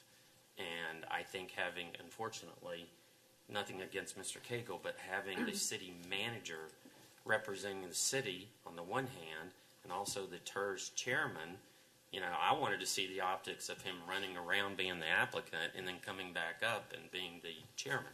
But I think it's an inherent conflict, and I think having a TIRZ board that's made up of preferably citizens would be better served by having Mr. Eccles, who seems very competent, in my opinion, as chair. I don't have a problem with Mr. Eccles, as long as we have a Leander resident in that role. I can support that. Have you visited with him about that potential? No. Should we get his input before we appoint? Absolutely. I think the discussion I of think tonight so, is the too. board chair, not the board members. Who's on the Right. board? Yeah, and that's what I And mean. he already sits No, on. he's on the. We're not Right, moving yeah, yeah, anybody yeah. around or removing anybody. Right. This is just for the chair. Sure. I just think it's very valuable to have I think the city manager has been excellent in that He's position. done a great job. So, Yeah, this is not, again, I think, again, it was about the optics that we saw, that we can't say that those aren't going to come to play again. We don't know what's going to happen in the future, where we may end up in the same position. And I believe that optics of the city manager as the applicant and the chair is something that maybe is not representative. Well, I I'd think like we'd have to, the same I'd like if it to was the make a, county. Yeah, I mean, you can have the same argument with Yeah. Commissioner Long being on there. But as chair, that's But all we're discussing it's- right now is who's chair. yeah, Right. yeah. So that's why I But would if- like to see a landowner as the chair. A landowner. A landowner. Well, he owns a Eccles? house on some Oh, you land, mean I guess like is what she's a saying. residence? Oh. There, correct me if I'm wrong, but the people serving on the TIRZ board have to own land in the Property. TIRZ Property. No. land. No. No. Not in the TIRZ. Mr. K. I don't own any land. When, no, I know because you're In the representing the city. Dale Van The other- I don't believe any member. Okay, I thought when I read through the description, Yeah, because Commissioner Long doesn't live here, and right, She's those are county now. municipal. Dale doesn't. and Okay. Mr. Kegel's representing municipal, so. Yeah. The money No, that. it's not required. Okay, the mon- thank you. It's the county and the city money that goes into the TIRZ itself. Right. So we have county and city representatives on there. And I really don't see a conflict with having Kent Cagle as the chair. I think it was He a huge knows- conflict. He knows intimately what's going on. Well, this is not It a would be discussion nice, of and his that's why knowledge. I would, before we appoint Eccles, he's going to have to know that he needs to come in and Absolutely. he I'd needs to love to keep on table top of this. everything. I'd I'd love like to call the table this. question. We have a first and a second on the floor, and so we need to vote on that. Okay, Then we have to do that first. all right. So we have a first and second. All in favor? All right. All those opposed?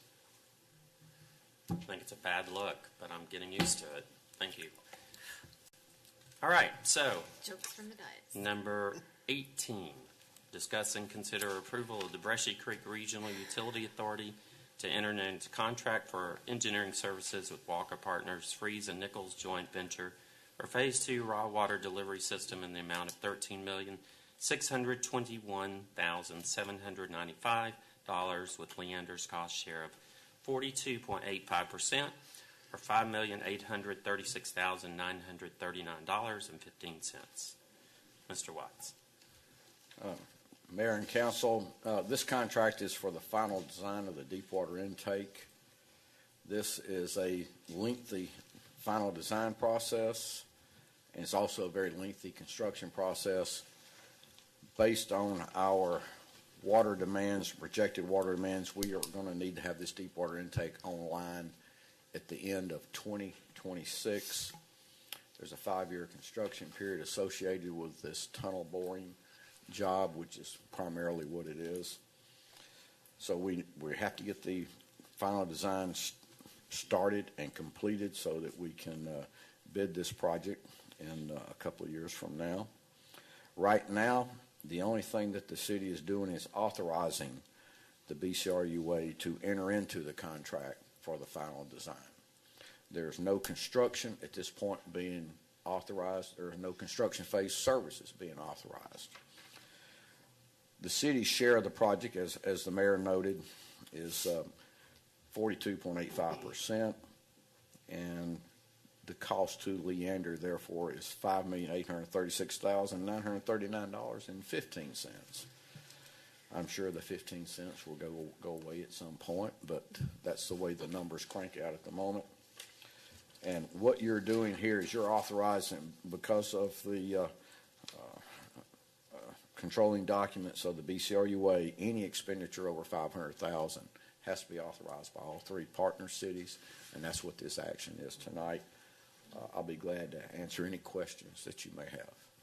I had a few questions. Yes, ma'am. So we heard earlier that we're currently using 5.57 MDG, and we currently have up to 14 MDG. Do I understand that correctly, available with our current water. That is, but we have to design our water facilities for our peak day. Our peak day this year was 12.96 MGD, which is,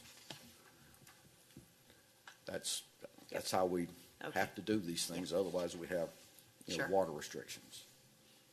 So my question is, how did we get to needing the 26?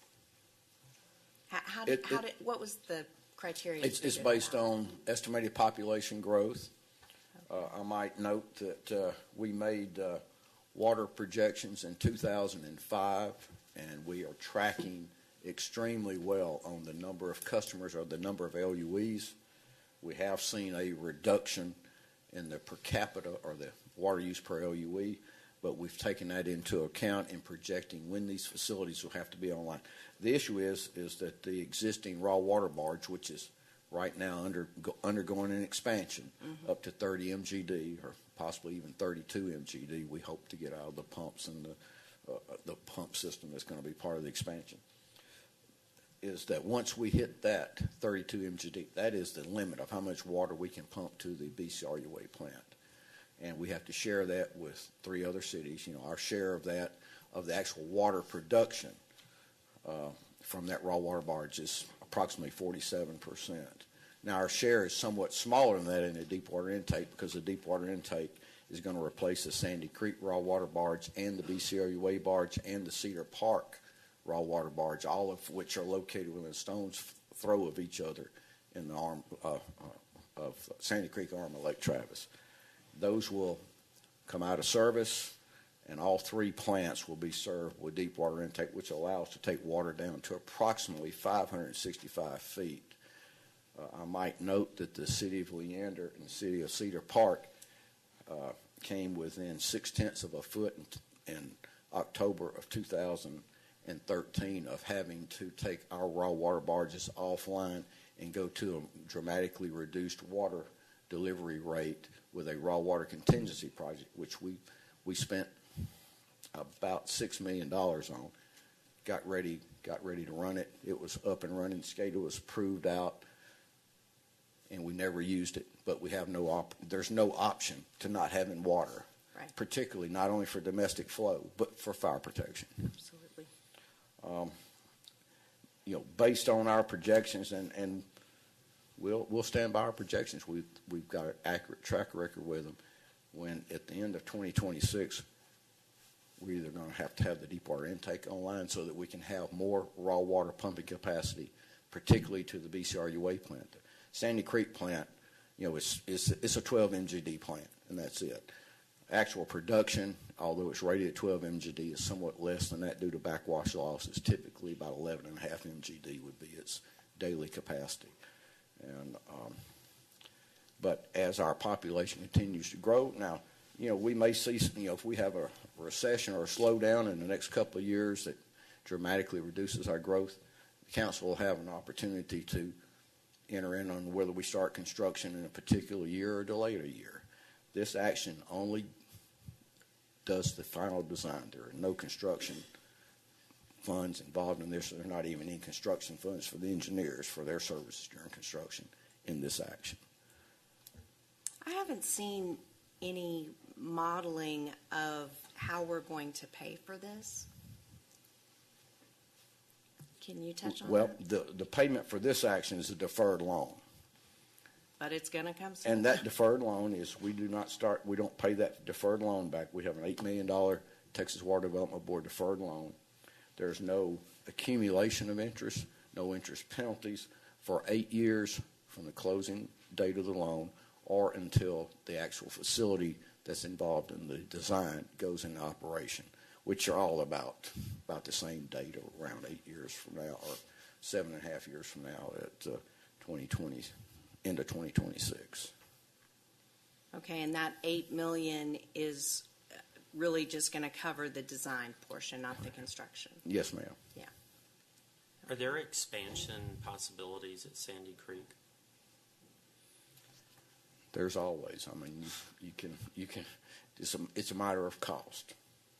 Is the cost? It's cost prohibitive. We actually, in 2005, when LCRA was in control of all of this for all three cities, before the three cities went out on their own after we spent 18 months negotiating with LCRA, and to the point to where it was going to cost us 22% more to go with LCRA rather than do it ourselves. So LCRA is out.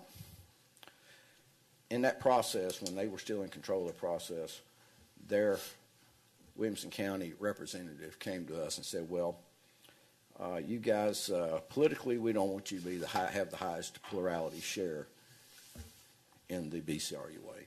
So we're going to expand the Sandy Creek plant from 12 MGD to 24 MGD. And I took exception to that because I knew it was not cost effective. It's going to cost us more per gallon to do that, significantly more per gallon to do that. I had K. Freeze and Associates do a present worth analysis on that process, and it was a $44 million hit. And so, needless to say, we put that aside. Didn't really have to go through, do the present worth analysis to know that, but we did document it. I'd like to motion to approve. A second. All right, we have a motion to approve by Councilmember Shepherd with a second by Councilmember Navarrete. Is there any more discussion? All in favor? Passes unanimously. Thank you, Mr. Watts. All right, we move to number 19. Discuss and consider action on Binkley and Barfield Incorporated Task Order number BB1-2 for professional engineering services to prioritize, plan, and develop final plans and specifications for filling in the gaps in sidewalks, CIP T.34, in the amount of $50,000, authorizing the city manager to execute any and all documents. Mr. Womack. Good evening again, Mayor and Council. Back in April, on April 12th, the P&Z Commissioner of Planning and Zoning, they held a work session to determine and prioritize sidewalk gaps throughout the city, and to determine which ones we should go ahead or prioritize to build first. They adopted a formal recommendation at their following meeting on the 26th. Generally speaking, these gaps, you can see them on the map up here, but I'll just mention them first, that they would Crystal Falls Parkway, Hero Way West, Bagdad, West San Gabriel Parkway, and Highway 1, a little bit on Highway 183. I'm sorry, are you able to zoom in on that at all? Thank you. We did get a handout, so if, oh yeah, anyone want to look at that? Look at the map. Yes. Yeah.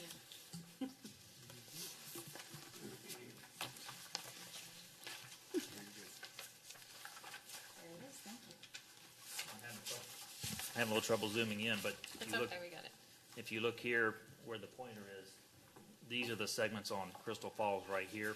See, and the P&Z list. Yeah, it's open to see. Thank you. Awesome. No more to the right. The first one on P&Z's recommendation list, C5, 8, C8, C9, and C11 are along Crystal Falls Parkway. You see them right here on the south side of Crystal Falls Parkway between Bagdad and Highway 183. Again, 5, 8, 9, and 11. And then the next one's on Hero Way West, further north. F1, 2, 3, and 4. That is between Highway 183 and 183A. The metro station is up here. HEB's right here. And then the next group on Bagdad Road, they lead basically towards the high school.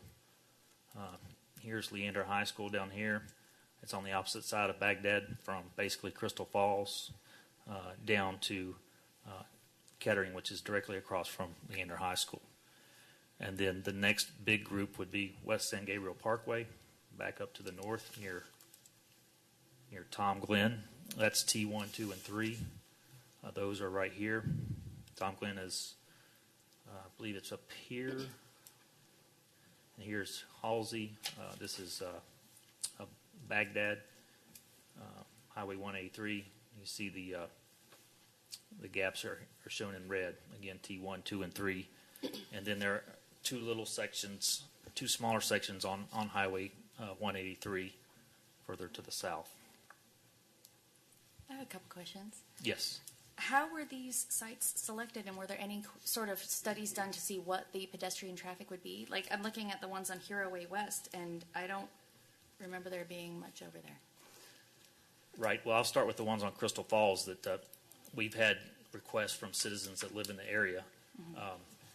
I definitely understand that corridor because the sidewalk Right. just ends sometimes without warning, and it's all the Mhm. traffic. Right. What But- was the criteria set to prioritize? Well, the first priority was to put sidewalks in areas that are substantially developed, fully developed, that any more development that would come in wouldn't necessarily fill those gaps in. So, for example, on Crystal Falls, both sides of that arterial road are developed. There's no development that's going to come in and bring those, are mostly developed. So those gaps would be connect what's already there. But a lot of that is citizen requests for sidewalks. Yes, and I was one of them. But like F1, F2, F3, F4, the ones on Hero Way West, what are those connecting? Because I don't think that area is significantly developed, is it? No, it's not, but it is. There are projects underway now, particularly wouldn't close those to developers- F3. I'm sorry. I didn't hear the question. Wouldn't those developers be responsible for putting in the sidewalks? Yes, if they develop, yes. So I don't know Why how would they they're make on the our, list? I'm confused why they're on this list. Again, If you that know. was P&Z's recommendation, but if there's development underway, then no, we would not go to construction with those. Okay. It wouldn't make sense. The priority is not to build something and then have a project come right behind it and develop it. Which would probably tear out the sidewalk. Yeah. Could those Right. projects reimburse us for if we built it now and down the I line? don't know, yeah. But there's no reason to build it No, because I there's don't- nobody over there. It's just cows. Right, could you show us the County Road 175 and the East San Gabriel Parkway sections? I didn't see those on the map. We didn't put those on there, on this, just for tonight, because those weren't P&Z's highest priorities. This list has, it's about $1.4 million worth of sidewalks, which is, if we build $275,000 worth of sidewalks one year and then 290, this is 5 years worth of sidewalks. I think the sections marked with C's and P's are important because those are corridors where there's a lot of foot traffic and there's things to connect to, like all of the P's are down around Leander High School. I'm very much opposed to the F's and the T's and approving any funding for those, knowing that development is coming, and also for looking at the importance of where there's foot traffic in town. We have older developments full of kids that are walking in the street to get to their bus stop.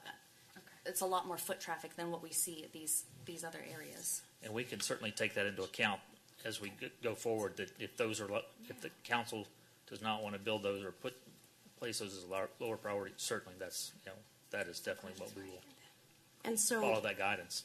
Thank you. on the F projects, that's straight through the TOD, correct? Yes, And so is that TIRZ money that helps pay for that or not? no. Okay. And is there a reason why we would be using general funds versus TIRZ money to pay for infrastructure in the TOD? I can't answer that question, Okay. sorry. And that is being developed, correct?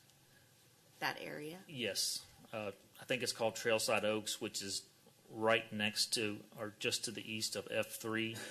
That project is being developed, it's building sidewalks, so that F3 would probably be a priority piece because that's a gap I wish that we had that would money. connect an existing. Right. I mean, I wish we had money to do all of it. My bigger concern is we've got a lot of unsafe roads, and that's my personal priority, opposed I think to it's a good sidewalks. example of what we talked about earlier in the workshop where we had a vision that came from the comprehensive plan that talked about walkability and trails and completed those. And that's how we got to this point.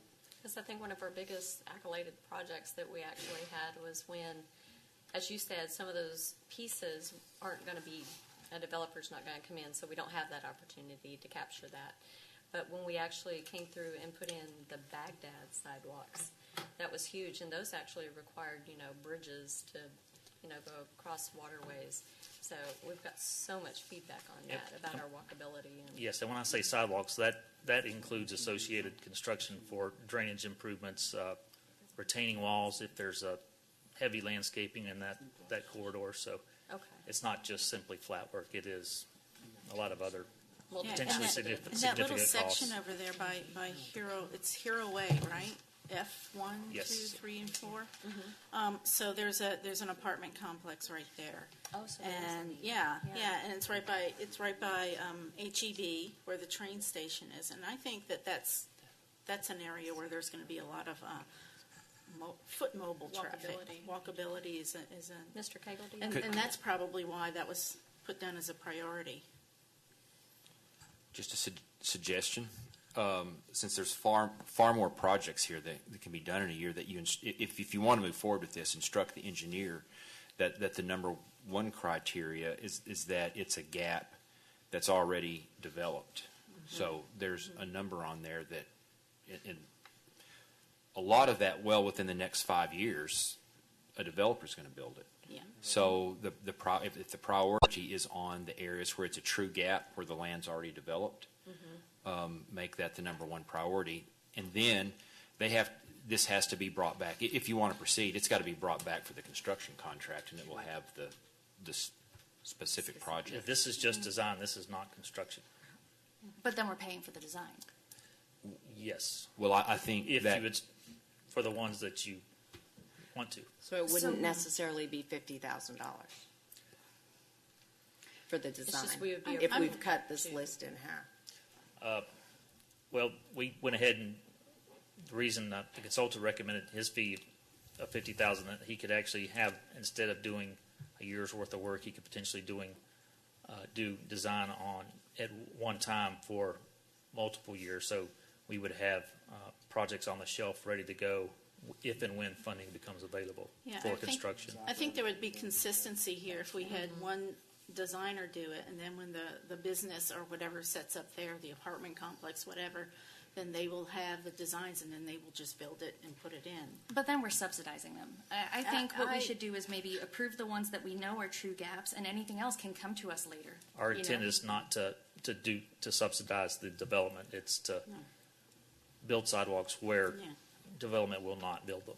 So if we do the design and then the developer is going to actually build the sidewalks later as part of the development, what would they do? Just use our designs? Or? We wouldn't do the design for that part. Would we tell them the size of sidewalk we need built there then? Is that We have how a we're ready to do transportation that? plan that defines widths Okay. of.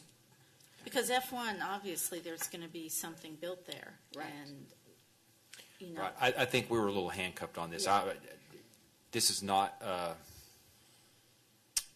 a good proposal, because there are quite a number of gaps here that are going to be built by developers. And you are correct. If we design it, then a developer comes along and builds it, we've wasted the design money. And even if we don't get to the design process, at the point that we have this in the minutes that we've approved it, the developer then has ammunition to come in and say, well, you guys approved it, I don't need to do this step. Well, could we put that in the motion such to where we just do the ones where we know developers aren't going to touch it, where it's not theirs, and only do the city or the pieces, the true gaps that the city would be obligated for anyway? I'm all for that. So which I think one that are would the just true be the gaps? seed Right. That's the next question. And is the city obligated to put in sidewalks in those gaps? Or does the city Well, no, typically it's just just- wait for redevelopment of that particular Just gap like site? Baghdad, we weren't obligated to it, Yeah. but goodness, to get to the library, I think the city Sure, around benefited schools and libraries, hugely. I totally understand. Yeah, and Well, I and- think Crystal Falls definitely needs one along To the there. high school. Yes. Yes. Well, and to the high school along Baghdad. That's definitely, I think that's a priority to get sidewalks in there. And we had Baghdad Road on that west side was a very high priority. I think it was the highest priority with the public library and the parks all Right. along there. And it is used. I'm never going down that street without seeing several people walking or riding their bikes on it. So how do we kind of redraw this and take into effect those ones that are maybe the higher priority? I have two suggestions. One, that if you want to approve this tonight, direction that it's only the true gaps for developed areas, not undeveloped, or you just have us bring it back with the pared down list at a next council. If we did, it'd probably be the 17th before we'd get it back. If we did just true gaps, though, we're still paying the 50,000, right? Right. Well, it'd be an amount not to exceed. So. Right. But you'd be adding other areas that aren't on here, right? Like the Crystal Falls to the high Right, school. if you exclude, say, for instance, those right there, we would look at other gaps that, for instance, on Bagdad, that Crystal Falls. And What I'm saying is I don't want to pay 50,000 for Agreed. Yeah. Yes, sir. two sections when right now we're getting 450. We can get it all done 50,000. at once, Yeah. and that's just a small. That'd be the question I have. Yeah. So I'll make a motion to postpone this until our next meeting in January. What is that, the 3rd? I would suggest the 17th. second one. The 17th? Okay. Motion to postpone until the 17th with direction to staff to come back with a listing of the ones that are true gaps. I'll second. All right, we have a motion by Councilmember Sedekwas to postpone this till January 17th with a second by Councilmember Cannon. All in favor? This is unanimously. Thank you, Mr. Womack. Thank you. I have the next one, too. You have the pleasure of being up next to. All right, we move to number 20, discuss and consider action on KFA Task Order number 40 with K. Freeze and Associates for professional engineering services to design, bid, and provide construction administration services for the replacement of wastewater mains and asphalt street repaving of multiple streets, CIP WW.16, in the amount of $155,610, authorizing the city manager to execute any and all necessary documents. Thank you, Council, or Mayor. Appreciate you reading that. The three streets, Eagles Way, Micah, and Topaz, they are in the Mason Creek North subdivision. That's southwest of here. The way that that subdivision was developed is it has some narrower lots that instead of our normal standard dual wastewater services, they've been tripled or possibly even quadrupled up, and we've had numerous maintenance issues with backed up wastewater lines. For instance, if one house has a clog, it potentially clogs 2 or 3 more houses. And so what we're looking at doing is coming in with a plan with possibly a parallel wastewater line on the opposite side of the street, the side that has the, if you would it would be longer, the long side connections instead of the short side. That would allow us to eliminate these overburdened services or wastewater laterals and convert them to mostly doubles and single wastewater service lines that are consistent with our standards.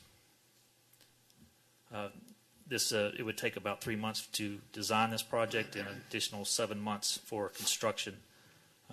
Staff requests authorization for the city manager to execute this task order with Karen Freeze and Associates and to execute any and all other necessary documents. Make a motion to approve? I'll second. And can I make a comment here? Too? I just want to point out that this is a decision was made many, many years ago when this was being developed. Before any of us were here. Before any of us were here. And the developer came in and asked, oh, well, can we make these lots smaller and then we'll have this line service both the homes. I'm sure it saved him a lot of money. And this is one of those cases where, to be amenable to the developer, that was done. But down the road, look what it's costing us, and look at the harm that's happened to some of the citizens that live there because of the backups. So I just want to say that as we go forward, it'd be nice to really look at down the road the costs that come to us because if we make the bad decisions. There's the consequences. I don't think that code would allow us to do that today, correct?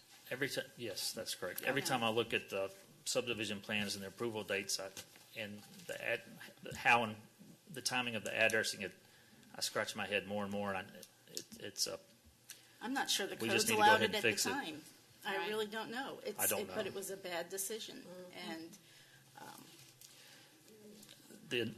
For example, the initial plans were approved in 1985. There were other plans for the same section in 2002, and addressing was done in between in 1993.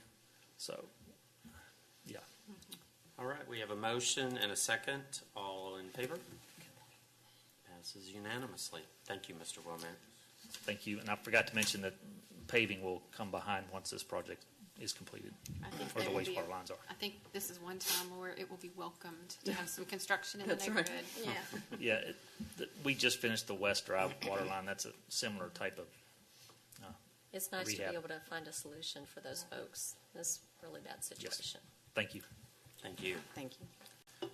All right, we move to number 21, discuss and consider action on ratifying the mayor's appointment of Ashley Zucker as director to the Williamson County and City's Health District Board. Chief, glad to see you. Council, how are y'all this evening? I'm really happy to bring this evening to you an opportunity for us to have a representative placed on the board. Ms. Zucker reached out to us after our last discussions about the importance of what the Williamson County City's Health District does, and we communicated back and forth. As you'll remember, Dr. Egglesey will no longer be able to serve because of other commitments, and it ends this month. After communicating with her, we took the opportunity to sit and talk about the representing of the city, the importance of what this board does, and look at her background. I sent her resume to y'all as part of this packet that shows that she is more than qualified. This is almost a position that is called to her to say, come represent us as a growing city with some of the newer issues we have and some of the long-term issues we have with growth, with all the things from restaurant inspections to wastewater programs to child and health services. And so Ashley's here with us on that. If you have any questions, I told her y'all would be nice to her, so we can this on that. But I'm really excited about having this represented, and I'll answer any questions, and then Ashley's here also. Thank you so much for all your work on this. Yes, sir. Thank you. And thank you, Ashley. You have anything you want to say, Ashley? That's what I was going to say. Why don't you come on up? Come on up, please. We just looking at your resume, the city is very blessed, and we are forever grateful to have you step up in such a capacity. You're forever. Thank you. Thank you. I'm excited to do it, assuming you approve me. I love Leander. We've lived here for 5 years, and I'm just excited to take what I do professionally and put it into practice here where I live instead of long distance, because I work for a school in Idaho. So. Perfect. Well, we're happy to have you. You're extremely qualified. Thank you. I'd like to I'll motion to approve. I'll second that. All right. We have a motion approved by Councilmember Navarrete with a second by Councilmember Shepherd. All in favor? You got it. Thank you so much. Thank you, Mr. Gardner. We'll move forward with this after the first of the year, and we'll get this over to WCCHD Mayor. We'll get with you and get that letter done. Thank you. Thanks for your work in finding Thank such a you again, gem. Ashley. We appreciate it. All right, we move to number 22, discuss and consider action on the selection of a retail analyst and consultant and directing staff to prepare a contract. So we recently heard two presentations, one by Retail Strategies, the other by Buxton Corporation. And so I wanted to discuss this and direct staff to possibly prepare a contract. So, any discussion? I would like to hear from Mr. Willis, our Economic Development Director.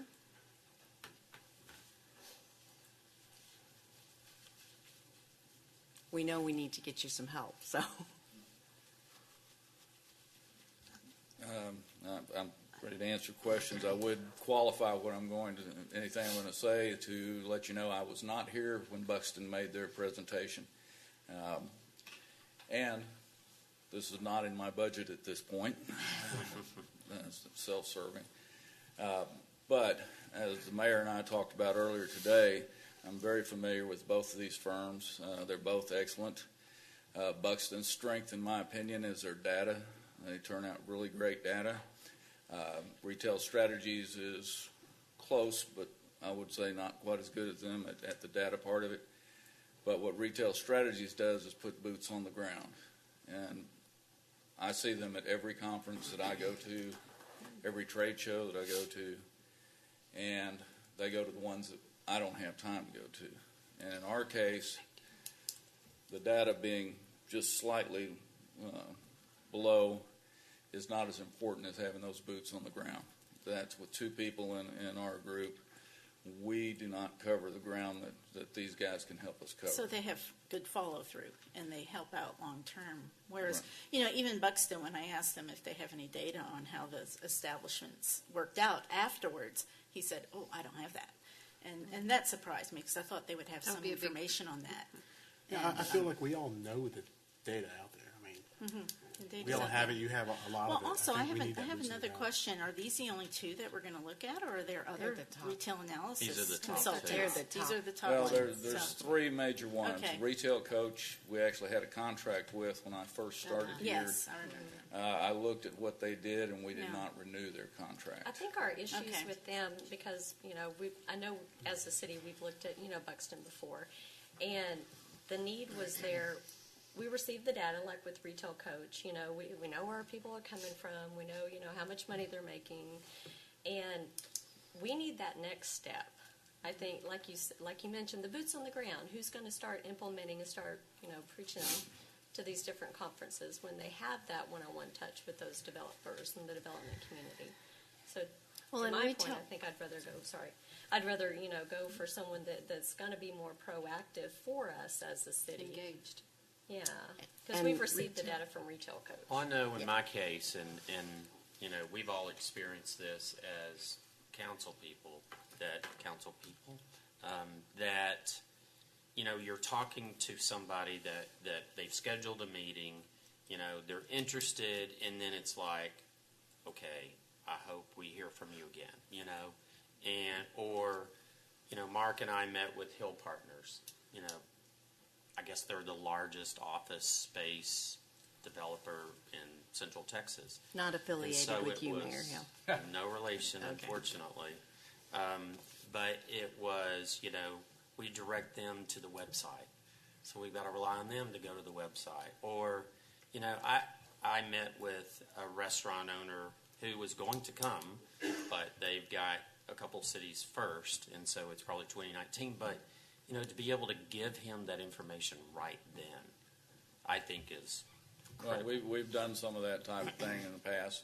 And we find that they use the website. What we really concentrate on is follow-up afterwards. Now, Hill Partners, we've probably reached out to several times since that meeting. My goal every week is to reach out to at least 10 people we've already talked to and remind them that we're here. And this is, a lot of our job is being persistent and keeping and remind these people that we're here, and particularly if you're looking at Williamson County and the north part of the Austin MSA, come and give us a look as well. So, I mean, we do a lot of that.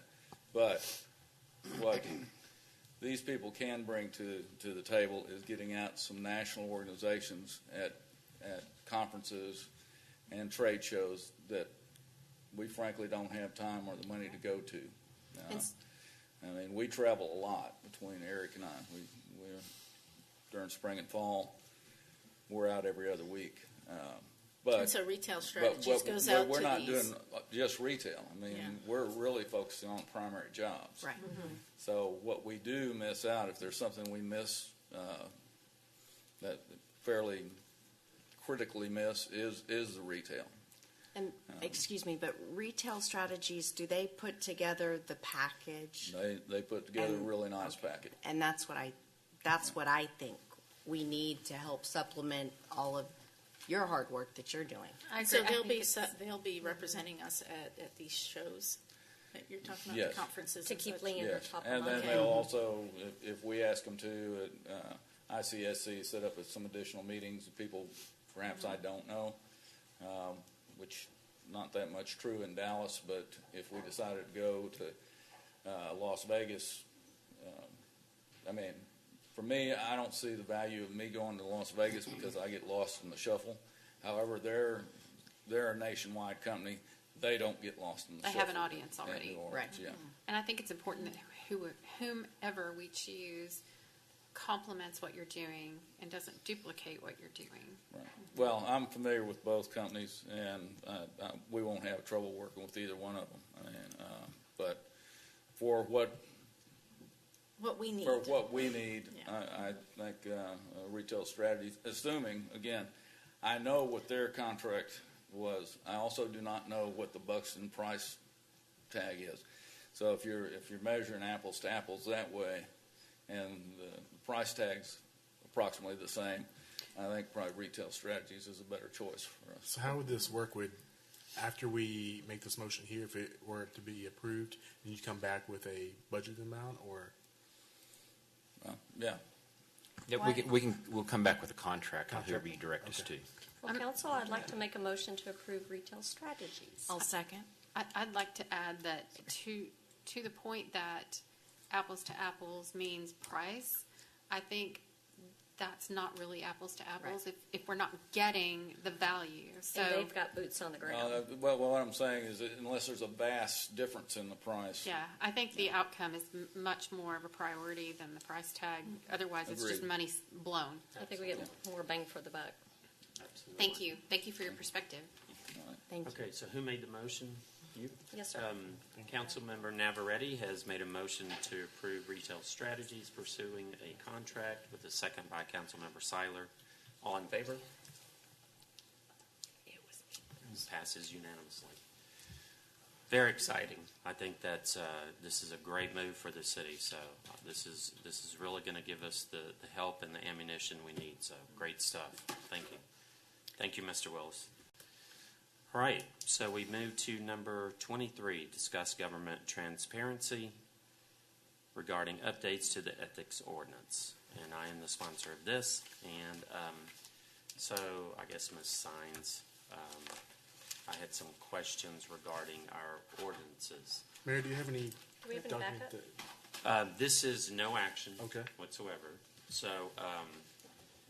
the purpose really is to clarify and then maybe look at developing some updates to our ordinances regarding behavior, or I don't want to say behaviors, but regarding actions that maybe need to be updated in the ethics code regarding ex-staff members or ex-elected officials benefiting from their time on council. Does that make any sense? Okay. Yep.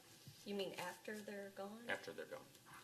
So recently, our sister cities, both Georgetown and Cedar Park, updated their ordinances regarding, I believe, the time and the scope of what their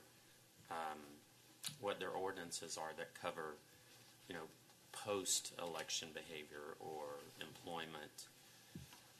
My question is really to clarify what our current ordinances say, because I think there's been some discrepancy about what they really say. So, for instance, we have a time limit. So if I left office tomorrow, I would have a year that I can not represent someone before the council, before the city, correct? Correct. So the question becomes, does that allow me to go to work for a company regarding a project that I have voted on in the past? And so I can still represent them, but not represent them in front of council. That's where I think the discrepancy, one of my discrepancies is that does our current ordinance allow somebody to work behind the scenes to represent someone on a project that person has voted on while they were on council? So I'd have to look at the ordinance to answer that question. Okay. There are provisions of the ordinance that address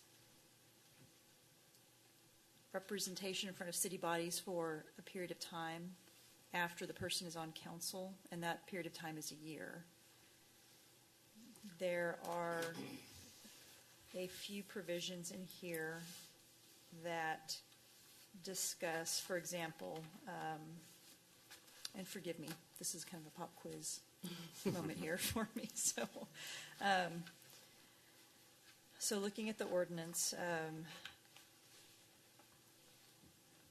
it looks like the limitation is for 1 year. So you've got a couple of limitations in here. So a former city council member cannot within a year of termination perform work for any person or entity other than the city on a compensated basis relating to a discretionary contract if that person was substantially participated in the negotiation or awarding of the contract.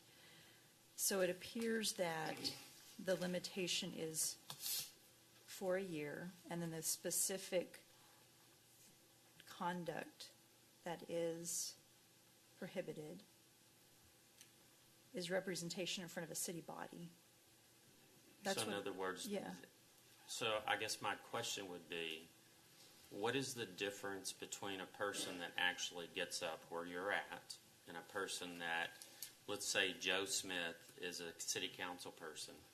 Joe Smith, his term is over. Joe Smith then goes to work for someone who has come before the city while Joe Smith was on council.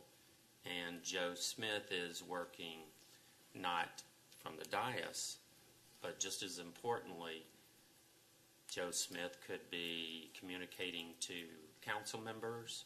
Joe Smith could be, communicating to staff members. Joe Smith could be doing things just as important as standing where you're at. And yet, this discrepancy between the ordinance is allowing Joe Smith to do really the same exact thing, and that is benefiting financially from Joe Smith's time on council, which I think the ordinance is there to prevent. To the extent that there's not something clear in here, because this has got to work both ways. It's got to serve as an ordinance that establishes the ethical standards that the city wants to have in place. It also has to give clear guidance to council members who leave office so that you as a council member leaving office look at the ordinance and say, okay, I understand that. I can stay out of trouble. I'm following the letter of the ordinance. So it goes both ways. It should serve both purposes. It should be clear in what the rules are so that people can comply with them, number one. And number two, it should address the ethical concerns that the council has and wants to regulate. To the extent that there is lack of clarity, it doesn't serve either goal. To the extent that it doesn't address something that the council, as you grow as a city and you have more of these projects that come before you that you have been approving with the growth of the city and the contracts that you've been working on and approving have become more sophisticated and generate more economic development in the city, you get more business opportunities. And so the ethics ordinance may need to evolve with you as a changing city. It's not a static document. It's something that is reviewed annually. You have your ethics commission meets annually to review it and make recommendations to the council. That doesn't prevent the council from itself reviewing and changing the ordinance to address issues that are important to the council. And so is there a way to craft an ordinance that, the purpose isn't to prohibit Joe Smith from making a living, right? So Joe Smith, by serving on council, gains knowledge that he can go out and sell to the marketplace. Personally, I don't have a problem with that. I think there's a difference between selling your knowledge and capabilities and selling influence. And I think that's the difference. And I think what I would like to pursue and maybe look at our sister cities and what they just recently did is to maybe not prohibit Joe Smith from making a living, but prohibit Joe Smith from using influence that he gained while he was in a role. What do you mean by influence? Can you elaborate on that? That could mean interaction with his fellow council members, his or her fellow council members. I guess Joe Smith is a man, is his. But so it would be, his influence with, it could be certain members of staff. It could be certain council members, and it's only related to Joe Smith's, work with people who have brought something before Joe Smith.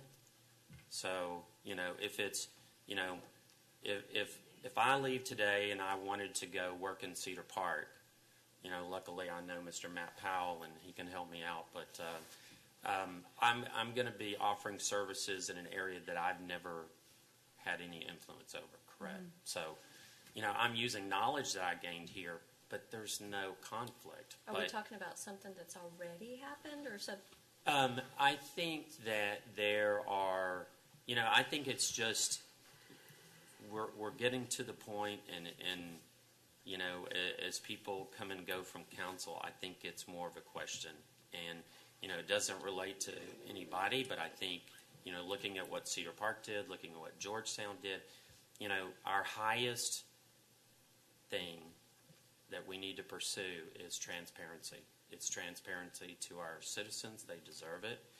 And I think it has to go through in every single thing that we do. So, personally, if I leave council and I pursue another job, then I should do it in another city. Or I should do it on projects that have never been here while I served as a council person or a mayor.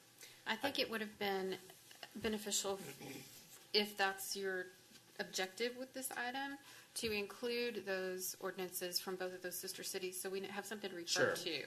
And I guess my intent was to clarify, number one, so that going forward, and I wanted to ask you, is this something that we would need to consult with the ethics attorney on as well? Because I think they have their own attorney. If you're asking a specific question, which it would help me if you gave me the question, if you emailed me the question, I could give you a response in writing, and the council, because I don't think that I've adequately answered it here. Yeah, are you because asking about? Because I'd like to look at what the ordinance says, so that you're asking a question: how does this apply? And I want to give you the response that you need, so you determine whether the ordinance is serving you. I think. So, I'm sorry. Go ahead. No, go ahead. I think, too, because we're talking about two very new ordinances that haven't been tested over time, I would want to be certain of the legality of what would be passed and how that would hold up. But sure, yes. I'm sorry, excuse me. Don't we currently have ordinances that protect the citizens from this? So if I call them clients, developers, come before the city and they're currently employing a former city staff member or city council member, don't they have to already disclose that? That wouldn't be something new. There are certain disclosure requirements that are in this ordinance, and I can list those out for the council. Okay. That would help to do that, so that you can see what you currently have and whether that serves your purposes. The ordinance that we have now, does that A, comply with state law, and B, match up with best practices by other cities? Do you know? I can answer part of that. You have an ethics ordinance because your charter says that you should have one. Your ethics ordinance establishes ethical standards that exceed state law requirements, and your charter has some provisions that exceed state law requirements as well. State law has some base ethical regulations. Y'all go above and beyond that. So it's in compliance with state law, and it exceeds what state law requires, and it's in compliance with what your charter requires you to do. Whether it reflects best practices, I don't know the answer to that question. You could make that determination by looking at examples of what the other cities do and seeing whether there are improvements to be made that fit your community's needs. That would be a way to look at that issue. To the extent that there's a question about something, whether something can be legally upheld, that would be reviewed before the ordinance gets adopted, to give you some freedom to kind of talk through some of the policy issues. Thank you. Sure. Sorry to put you on the spot.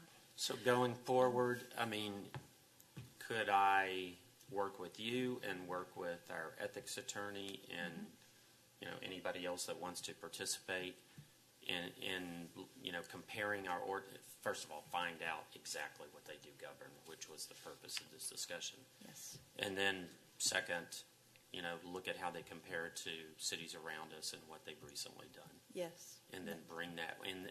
Would that be in a open forum like this, or would that be in executive session, or does it matter? Well, the policy discussion of adopting the ethics ordinance would be an open discussion. Okay. And I'm just, the bigger impact that a ordinance has on kind of community type issues, the better it is to have a public process involved. I'm just thinking back to the rules of decorum, and that there was really a better process that I could have participated in to make that run more smoothly. So that's what I'm thinking of. So you have a successful ordinance adoption. Sure. Ms. Sines, I have one more question. I'm sorry. Anything that we pass can only apply to us and going forward, right? It wouldn't apply to past council members. It's going to depend on what the rule is. That's something we'd want to look at. So if you're extending the period of time, for example, then we need to see if someone's already passed that and they're, engaged in something that was over a year ago, and all of a sudden now they aren't supposed to do it anymore. That's probably not an effect you'd want to put in place. A retroactive. Yeah, retroactive violation is kind of right. Yeah, typically you can't adopt a rule that has a retroactive effect. There may be some exceptions depending on what you're doing. Okay, thank you. So I guess going forward, I'll work with you if anybody else would like to participate. Well, I think we all need to participate in that, but I'm still the background. I'm hung up a little bit on the term transparency. What is not transparent? Well, I don't think we know today, as we just found out, if Joe Smith leaves council. But I mean, it's not a transparency issue as much as it is a clarification issue. Well, I think the transparency issue is being transparent in everything that we do. So absolutely, I look at it as transparency. Okay.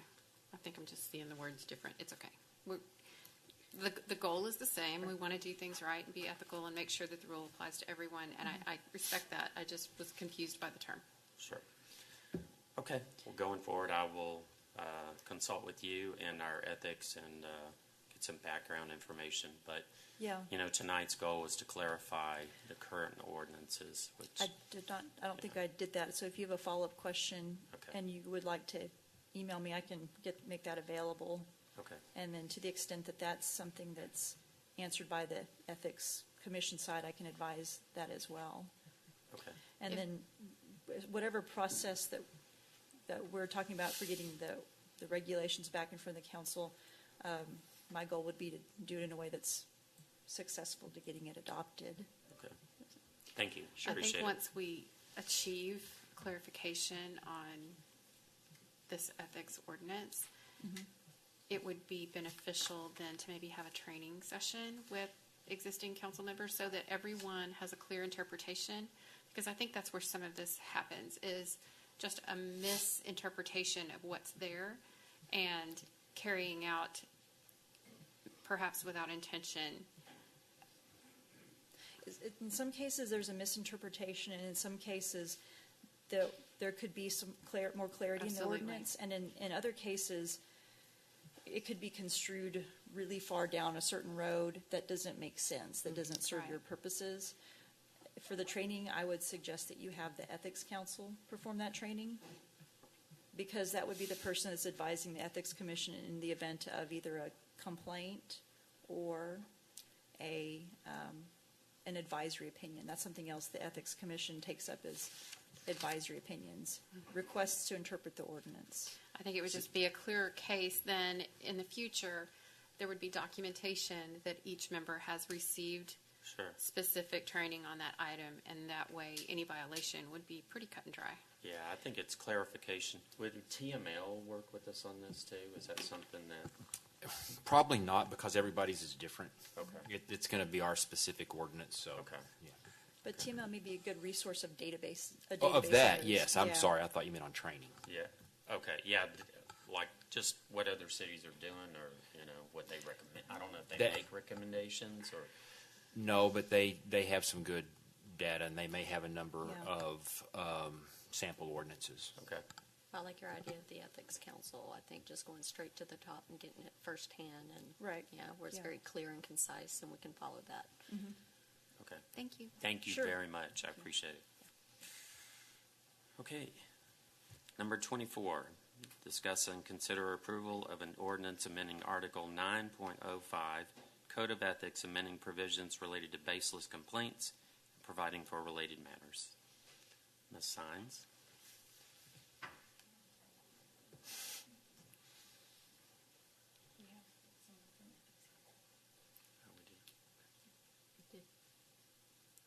Sir.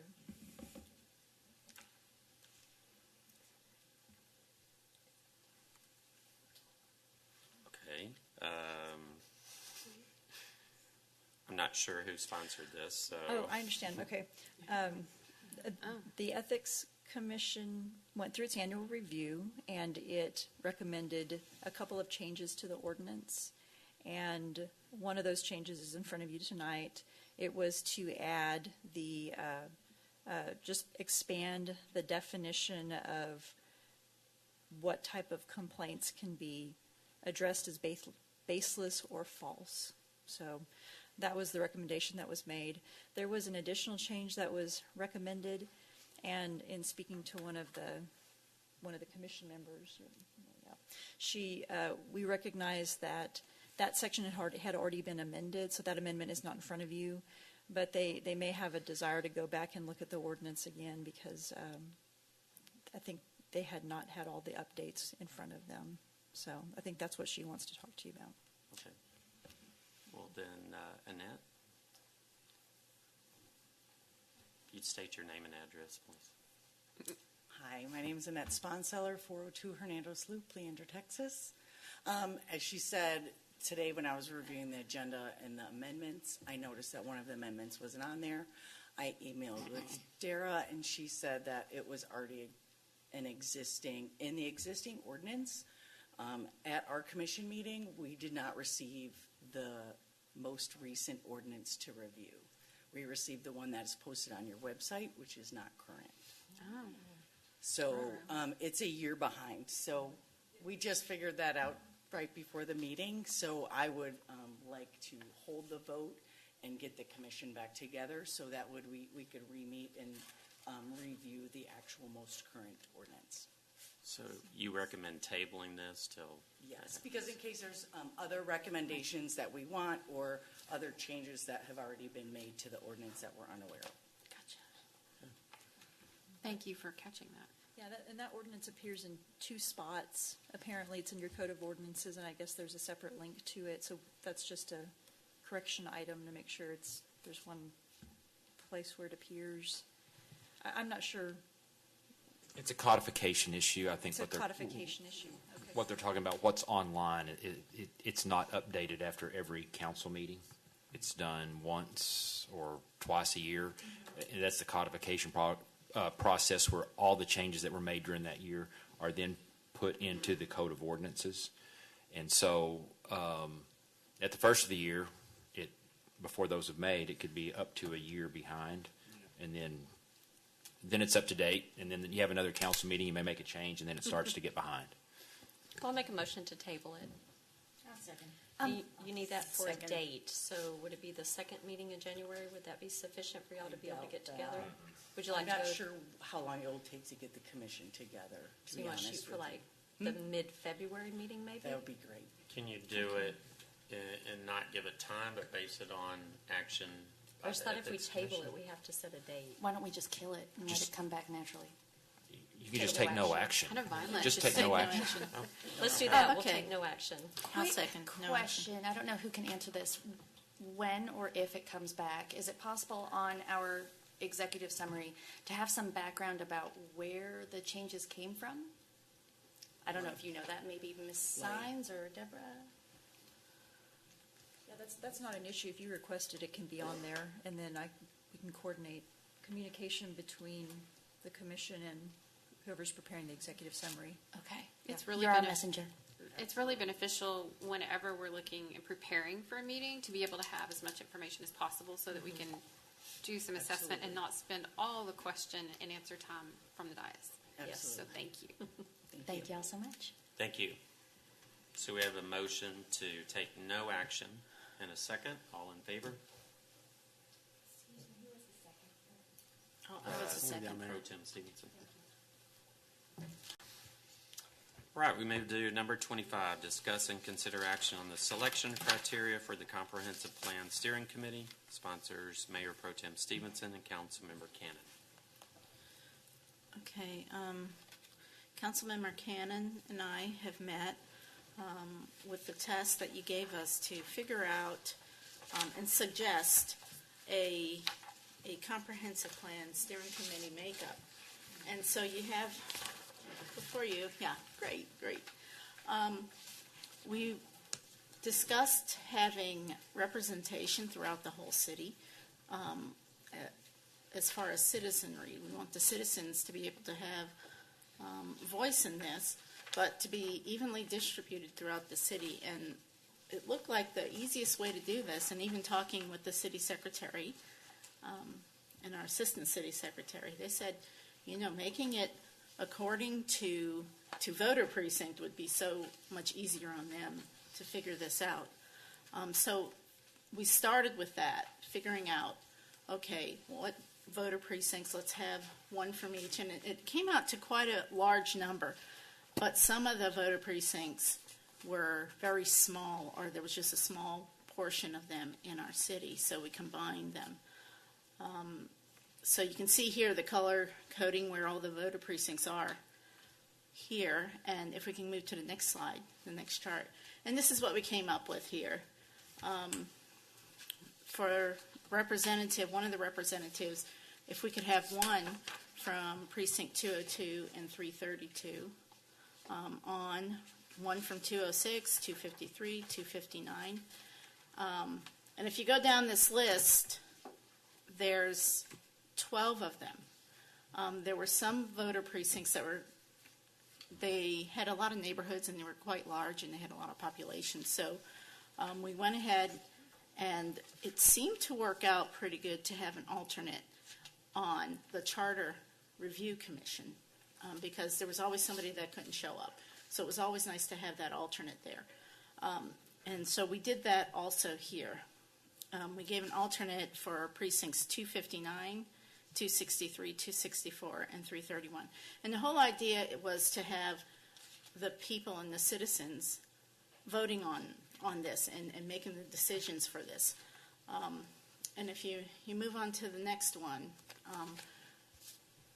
we thought that it would be nice to have the expertise and the background from the city also as a part of this. So we have an advisory board here. And what was interesting was when in our discussion with Halff in the workshop ahead of time, they mentioned a lot of these that they would like to see there that would be part of the process. So somebody from city council. So we went ahead and put 2 representatives from each of these bodies: planning and zoning, fire department, police department, engineering, parks rec, public arts commission, economic development department, Leander ISD, ACC, and the Chamber of Commerce. And then there's stakeholders that we also want to be a part of this. County commissioners, business owners, transportation, home builders association, commercial real, if you go to the next slide, yeah, there it is, sorry. Commercial real estate experts, jurisdictions, in the area. Economic development, religious leaders, education, utilities, parks and rec, neighborhoods and HOAs. And some of this actually, some of these stakeholders can be a part of the steering committee. And we can kind of kill 2 birds with 1 stone in that way, and we also discussed that. And so this is something that is a suggestion, and we want you to kind of review it and tell us your opinion. And if there's any discussion, what do you think of this? Does it look good? Well, from what I see, we're adding We're looking at about 50 people right now. So 16 to the actual steering committee, Yes. if all of them are filled, and then you and the notion, this was based on the previous comp plan setup, and then you have the advisory board and then stakeholders that are encouraged to participate but don't necessarily have a vote. The actual committee is these 16 Yes. people, Yeah. and everybody else is just Yeah, what we viewed that as, and this was our vision of it, was to have the citizens voting on it, the citizens from evenly distributed throughout the city, and then having the stakeholders and the advisory board there to advise them on the effects of either what it would do with the ordinances, zoning, Economic police, impact, fire. et cetera. Yes, and so that they can make better decisions on behalf of everybody. And that's, it is. It's a lot of people to meet, but not necessarily a lot of people that are actually going to be making the hardcore decisions. So maybe if you broke it down to topic, like topic. And During then we the would actual bring in meetings actual- from the facilitator, there's a meeting where they discuss parks. So that would be when Then you would. bring on those Then, experts. The yes, facilitator right. then would Yes. bring it, so, yeah. Not Do we have- necessarily that they would all be going at the same time. Right. Do we have any data about how this has been done in the past? How many people there were, how they were selected, what worked and what didn't?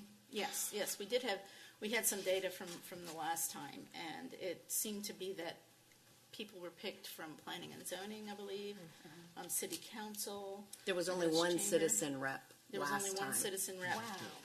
But And you the wound up being a time- city council person. That's right, but the time before that, 10 He years was Dave ago, Siebold. He was a it was citizen. majority of citizens. We have Yeah. the school Yeah. district. So is this, you guys are just looking for feedback on what you've put together? Yeah. Yes. I'm thinking, I'm sorry if I could expound.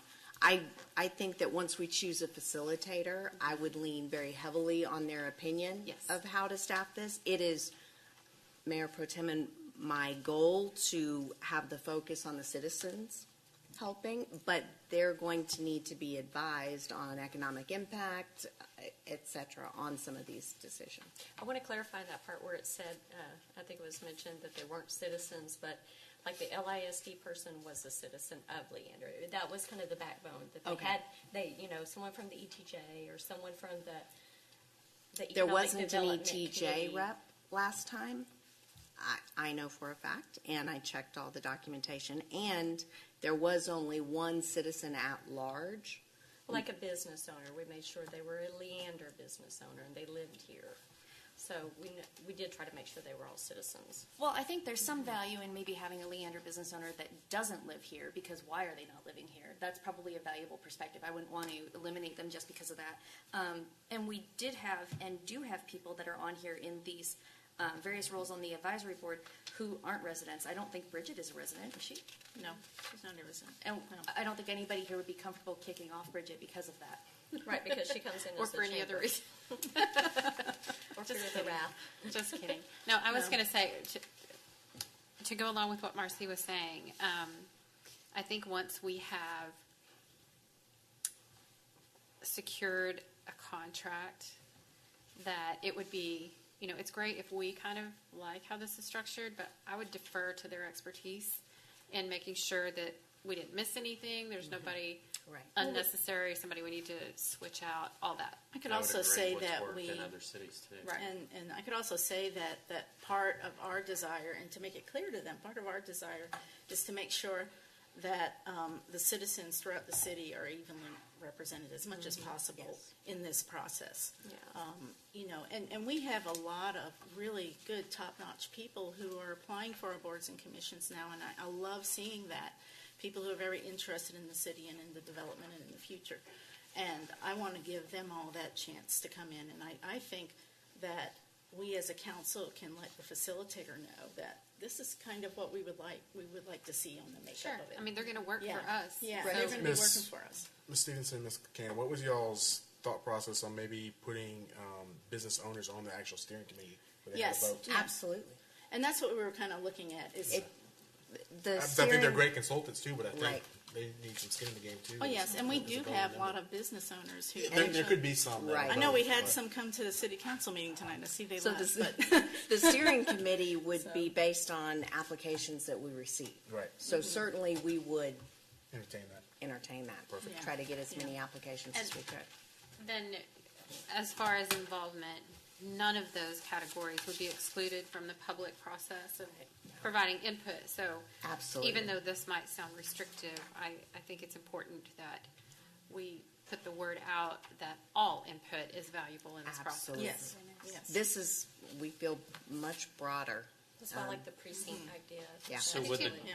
so going forward, would the next step for us be to start soliciting input for, like potential volunteers, or wait till we get a contract from? I think I would think we need Wait for the input from facilitator. contract. Let's get the contract, but if everybody's, happy with this, at least this is an introduction to I a think good it's a good process and starting point. a good starting point for us to go forward with. Thank you for your work on it. Yes, absolutely. One more comment. I think as long as we're looking at having, one representative per precinct, we're talking about a wider outreach and communication, perhaps we should encourage those who want to represent their precinct to have a neighborhood meeting and talk to their neighbors about what's important to them, what they want them to represent. Yeah, well, that's the whole idea, is if we can get somebody, we couldn't get somebody from each neighborhood, because then we'd have like 50. And that would be too big. Or more. Or more. But to have people go back to their area there and let them know about This is coming. the information that they have, this is coming. I mean, And our voice to go back and matters. find out, yes, yes. And Absolutely. that was really Great the job. purpose. Very nice. Thank you all. All right, we move to council member closing statements. Councilmember Navarrete. Just I don't know about y'all, it's been a very challenging year, to say the least. I am super excited to have a fresh start come 2019. I look forward to working with everybody. Love our city. I think everybody's doing a fantastic job with every little aspect of every little thing that we do. So just, I pray for y'all and hope you have a very Merry Christmas with your families and enjoy and Happy New Year. And speaking of Christmas, silver and gold, we had the groundbreaking for the Gold Depository on Wednesday, which was a super duper exciting event. And they had I called it the Gold Petting Zoo, or the Precious Metals Petting Zoo. They did have some little bars there for us to hold, and it was kind of exciting knowing you were holding real gold in your hand, a whole kilo. A piece. It was. You missed it, Andrea. I want to add to that. The reason I did miss that is because I'm on the executive committee for CAPCOG. Yes. So I'd like to announce I got nominated for first vice chair. So we have a representative up there for a 10-county region. So very proud to serve our area. Yeah, that's great. So I'm very sorry I missed that, but it was for a good cause. Well, and it was, and I know that Cynthia Long also had to miss it for the same reason. She did. She was She at the was right same with me. meeting with you, so they had good excuse. But we are excited about this, and we're excited about that they chose Leander, and they decided out of the whole state that Leander was the city they wanted to put the depository in, and I am proud of that, and it's really exciting, and it's really a big deal. We're like Fort Knox, so Yeah. it's exciting. So. I am excited about that, obviously, and it was kind of cool to be able to handle the middle. But I'd like to extend my appreciation to staff and to council as well for all the hours you've put in throughout the year. I know it's a lot of hard work, and a lot of it's unappreciated and unrecognized, and I just want to say thank you for what you do. As we move into this holiday season, we're going to have a lot of people traveling, and I would like to encourage all of us to be mindful of the people who don't get those days off, who are out there to protect our streets and our homes and our businesses. And we appreciate you guys every day of the year, but especially during the times when most people get to be with their family and you're out there taking care of ours. So thank you for that. And again, I just want to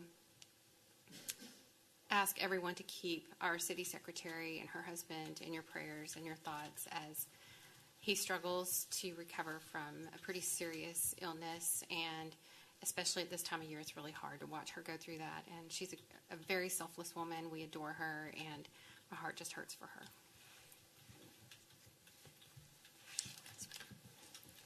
Ditto with everything you said. I just want to say thank you for the opportunity to be able to serve these last 7 months. It's been very exciting. I love working with staff. Y'all are amazing. Of course, we've worked together for a long time, but I am so appreciative of all the hard work that you do. And I just want everyone to have a safe, thoughtful Christmas, and welcome my son home from college for Christmas break. And that's it.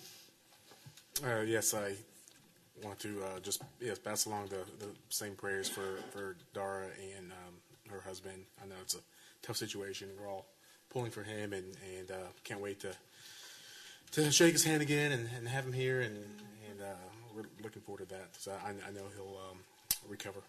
Also want to give thanks to Chief Gardner for the wonderful training we had last Friday. It was excellent. I learned a lot, and it was a training on emergency response. And very valuable. His staff did a great job, and we appreciate all the hard work. Having to spend half a day with us numbskulls up here. And also end of the year, really thank council. It's been a interesting year, and I think we're coming together, and I think we're figuring some things out. And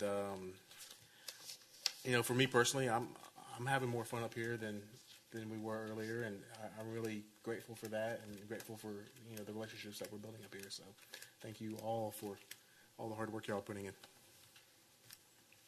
Have yourself a merry little Christmas. Hope everybody has great holidays. I look forward to seeing what's in store for Leander next year, and we'll see you then. Wow, how do I top all those?